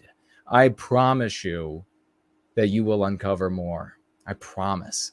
I went through that so many times, and I've hidden so many things in there, being totally impossible to get them in a reading or two or whatever. But this year, I am going to finish this year the audiobook. So maybe you get done with it, and then you can have the audiobook and read along. You'll discover some more secrets. But thank you for saying that. And you're a great guy. We really honor you. And we also have here the great Mrs. Jess Horst. She financially gifted $10 tonight. Thank you, dear lady. And she says, much love and respect for both of you. Truly, it is out of jealousy, this attacks. She says, Promethean New Year's, no white guilt family. Well, Promethean New Year to you, Mrs. Jess Horst, and your big, beautiful, wonderful family. God bless you. While I'm looking at the screen, on the question widget, which is also known as our glorious Talk Heaven widget, we have the great Mestizo Cough, and he says here, I've seen videos of simps, both male and female, beating the crap out of guys for defending themselves against hostile women. And then he shares a link. Yeah, I'm sure that's exactly what you say it is. I mean, I think we've all seen that, where a guy defends himself and he's not going to be the subservient to a woman or to all women in general, and then society lynches him. I mean, it's a despicable thing that we definitely have to push back against. Over on Odyssey, I see a 5 library token financial gift. And it says, great speech on ideals. Those who achieve one ideal do not suddenly become spoiled.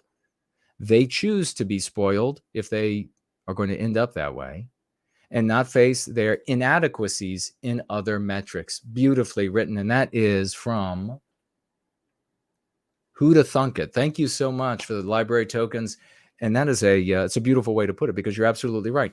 Even if you had somebody reach the ideal in one or two areas, there are still bunches of other areas in life where they fall short of the ideal. Maybe they're nowhere even close. And so there is no moment where you can think yourself superior to all of our brothers and sisters out there, because they're going to be higher than you, closer to the ideal in some areas than you are, which is one of the things that has always, I guess, kept me genuinely humble, is that I am well aware that there are these areas in the world, areas of study, areas of music, areas, etc., where there are people who are leagues and leagues and leagues ahead of me. I have the maturity, though, to say, hey, if I want, something fixed or a piece of music created and they're going to get to it, I take my hands off and I say, you're the one who knows. You're the one who does this. You're the professional. Unfortunately, when it comes to socio-political matters, most people think that they're all experts and they have as much to say that is as legitimate and scientifically tested as all that I've done for 3 decades. So they just waltz right in there like, let me tell you. Okay. But I appreciate that. Who'da thunk it? That's a great way to put it. Let me check out over here on D Live. Hello to folks on D Live. Looks like there are no gifts over there. And I'll turn around here. And what do you know? We have no white guilt clips. Let's get out the 07s. He hit the $20, 20 white well-being dollars. Please, some raucous emojis, some 07s. The man probably deserves some swashbuckling flags or swords or shields as well. I mean, he is like our superhuman. No white guilt clips. God bless this guy. We love him. 20 white well-being dollars. And that's the crispest 20 note I've ever come across. God bless you, and thank you for that. That's over on Cash App. I will take a look at the chat, and I'll scroll to the top over here to see if anybody has tagged me. Hyperborean Jim makes a point here. He says it's also good advice for women to learn how to dress and carry themselves in an approachable way. Being scared isn't the only reason to avoid people. Yeah, I agree with that.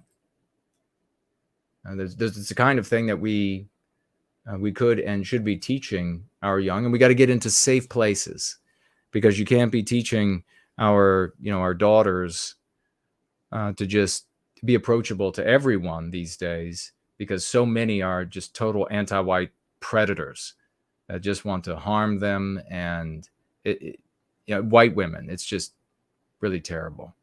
But I know what you mean, though. Let's see. Takolo Shi says, no white guilt and guest. Thanks for the stream. We'll catch the rest later after work. Well, thank you for going to work. Thank you for watching, and thank you for going to work. We have to keep the wheels moving in society. Promethean promulgation. One problem with unrestricted polygamy is that men are always in competition. A limit means a man's interests lie in greater society. Yeah, on a societal scale, 100%. 100%. We would never, I could never imagine a scenario where it would be, in fact, I can imagine how it's totally destructive for a society to say, okay, we're going to have polygamy. And because once again, the ones who are going to end up with the most wives are not the best, are not necessarily going to be the best genetic stock that will improve your society. And isn't that what we want to do? We want to think societally. We want our people to grow and be better and safer and smarter and stronger, live longer, be more beautiful. We want that for the future. And so there's no way to determine societally who would be best to pass that on. And it's definitely not the prettiest guys and the guys with the most money, because those are some of the most reprobate in the world. Here, No White Gil Clips is with us. He said, single payer motherhood. Yes, indeed, good sir. That's the one thing that we see everywhere wrecking society. Benny was with us today. Great to see you.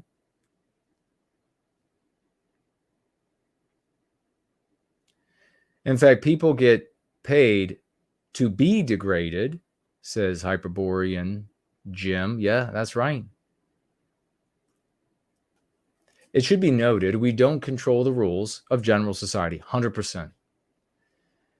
If our guys are allowed to, I guess meaning two women, it won't make a huge impact on our other men, statistically speaking. Oh, well, no, not at all. Not in this current scenario.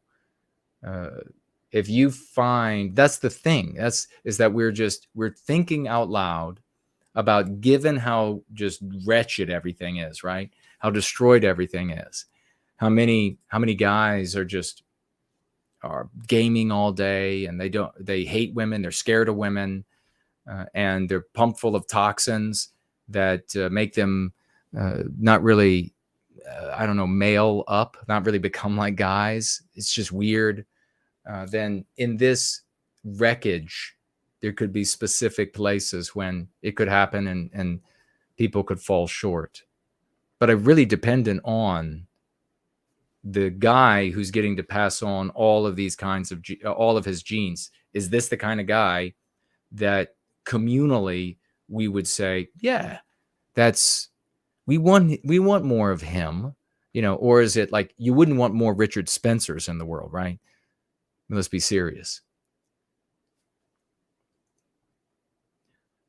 First, last, pointing out the truth that it's not the worst thing. It doesn't make it moral. Absolutely does not. It's a falling short of our ideal. 100%.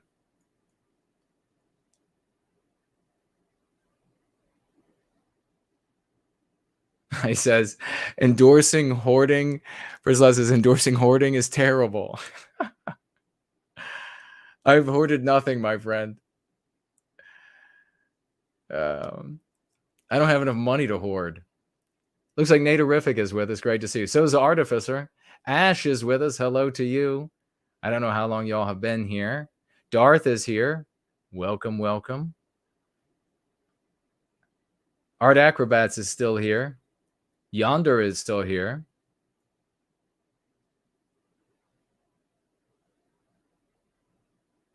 And all right.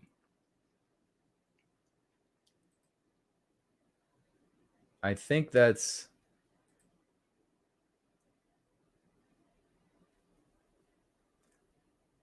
First Law says that we're endorsing hoarding. No, my friend, no more. I'm not endorsing biological white erasure by embracing the guy who has half white children. If circumstances created a scenario where he ended up with this, then and wants to be an advocate for white well-being, then I'm going to accept where he's coming from now. Similarly, if there is a scenario, I mean, you could imagine there could be a guy in a town, earlier I said this a little bit different than I was thinking it. But imagine if there was a guy in a town that he was a white advocate and he went out into the world and found a woman, made her a white advocate, and married her. And then found another woman who wasn't a white advocate and made her a white advocate and married her. He's making white advocates by his proximity, by being in a relationship with them. Whereas she may never have become a white advocate or had any concern for Western kind at all. She only ended up there because she was able to be in a loving relationship with a guy who held her by the hand and brought her there. A guy should not, I mean, if you take that example and you say, well, the guy goes out, he finds a woman, he makes her a white advocate and marries her. He's going to stop if he only has one wife and that's it, he's not going any further, then he's not going to be able to transform any other women in a loving relationship. He can do like I do. He can get out there on the internet and but in this specific scenario, he's transforming that first one and then that second one by the proximity and being in a loving relationship. People who wouldn't all otherwise have cared about Western kind. And if I met somebody like that was advocating for us, he was serving white well-being, and he was inoculating his children against anti-whiteism, and he took two women and made them into advocates for our people, and now is producing a bunch of children with them, and they're teaching all those children to be white advocates, I'm going to be okay with that. Just like I was okay with that guy that I was talking about earlier that had the Asian wife and half Asian kids. I'm going to say, okay. And if he were to go out, if we were to put it like into the present or the future, and he goes out and he finds another woman, she's not an advocate for white well-being, and she gets interested in him, and by way of their love, she becomes an advocate, then I can't say that he has, could you say that he has taken her away from another white advocate male? I don't think so, because the conversion only took place because of that loving relationship in that scenario. Could you say that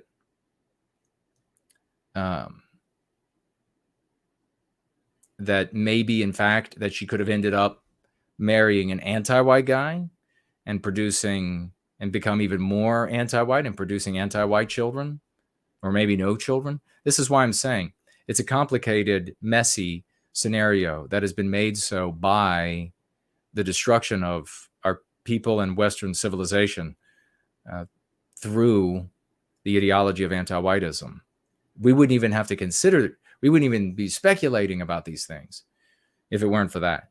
If we had a pristine or even better society than we have today, the answer is really straightforward. So you could leave the rest up to the sci-fi people. And in the future, we will look at the DNA and we will decide who will get to. They will just mail like sperm out or whatever, and then you'll have like your Borg children. They will say this is the Borg sperm or whatever. I don't know, but we got to deal with reality. Kate, do you have any thoughts on any of the comments that you saw over the course of the stream, or the super chat or financial gifts, or Not the really. topics? I think that Archangel has a really healthy perspective on the polygamy question. I mean, he's saying, it could work for a lot of different reasons, and it could be beneficial to some people in circumstances where maybe the woman he's saying, like a lot of women don't realize until they're much older that they should have chosen a different path. And he's like, if somebody is willing to marry those women who are most likely not going to get picked at that age, it's like, because guys, of course, want women that can have Oh, you mean children. like older? Okay, all Right, right, yeah, right. yeah. So that makes sense to me. I mean, like if the woman has gotten to the point where she's like 40 years old and she's been married to her job for 20 years, and then she realizes that she should have chosen differently and that she's facing the rest of her life alone, Mm, and there is somebody out there who is healthy and, white positive and willing to pair with her, because he also then has the opportunity to pair with other women who can bear children, then I don't think that that's a problem. Like, I don't understand why that would be an issue, because it would be healthy for everyone. It would give that woman a place to be. It would give her a family, and it could give her the opportunity to be a part of children's lives that she missed out on because she didn't choose well. yeah, that's another great point. Another train wreck of a life. Exactly. And it's like, I mean, none of this is ideal, but I, in non-ideal scenarios, you have to be more flexible with what you're willing to accept as acceptable, because sometimes in non-ideal scenarios, you need to open your mind to scenarios that wouldn't be at all permissible if you had the ideal scenario, which is that, of the 40s and the 30s, when women naturally got married. Everybody pretty much got married. There were very few women that made it to 40 who were single, Yeah, and spinsters. that Yeah. is ideal. That's the ideal scenario, but that's not the life we live right now. No, but the life we are living right now is after midnight. We gonna let it all hang out. And just so everybody knows, I endorse one man with one woman. That's the ideal. That's what I endorse. If we can make that happen in all cases, that is the most beautiful thing we can do.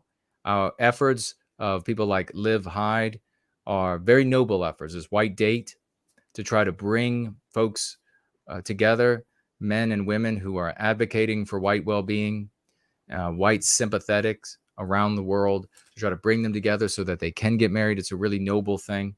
I would like to see others try to either work with her to make her product better, or build alternative products, because the anti-whites are constantly attacking, and they do their best over there to vet people, and yet there's still going to be times when the anti-whites get in. Our women really have to look out for the phenomenon of I think we were calling it blowfishing, where it's an anti-white. He has stolen pictures of a handsome man, usually in the military, police, or fire department, but it's been other types before. Handsome man, In other words, very handsome. In other words, out of your league. They show up, and this is why we need to peer pair, which is a concept that I got from First Last. They show up at your accounts. They say sweet nothings to you, and there'll be pictures of them in uniform and pictures of them holding a puppy and all these kinds of things that they know will make your heart melt. And then you end up sharing some things, personal anecdotes, personal pictures. And then they turn around and they say, this is the blowfish. It's a cute little thing when it swims up, but then it puffs up and it's got these poison spines that are some of the most deadly venom on the planet. And they suddenly turn around and they say, okay, not the guy in the picture, not the guy who you think you've been talking to, actually an anti-white. And if you continue in this community for white well-being or whatever it is, that these pictures will be shared, you'll be doxxed, it will all be revealed. So this kind of thing it's come around every couple of years. And the last time it came around was, I think, about 3-4 years ago. And they went through and they knocked out a bunch of women. There was even in one of these European religious communities, a woman who was, to all extent and purposes, she appeared to be a happily married woman who fell for one of these fake accounts and ended up giving him nude photographs of herself. And then, of course, this was an anti-white, and she was run off, and she will never be seen from again. And I don't know what happened to the marriage. I don't know anything about it, but this kind of thing happens. Our women really have to be careful about it. If a guy shows up and he's out of your league and looks, it's fake. Don't think, oh, he's a 9 and I deserve that. Don't think that. It's fake. He's holding a puppy and he's a 9 or he's an 8. I just can't believe it. It's fake. Now, the reason why I'm not telling guys to watch out for women who are 9s and 10s is because we are automatically like, what kind of bullshit is this? It doesn't happen to us, because when a 9 or 10 woman shows up, we're like, okay, some shit's wrong here. We know that this isn't right. I'm not rich, and I'm not the equivalent in looks. So she would not be interested in me. But you ladies out there, please be careful. And remember, with all these people out there who tell all the lies about me, and just like this woman we were talking about earlier, you abusing women, I'm here giving you information to protect you. I might not even know who you are. I just know you're one of our sisters, and I want you to be safe. I don't want you to do the wrong thing. I don't want you to ruin your life. So does that sound like the fruit of somebody who's abusing women? Hardly.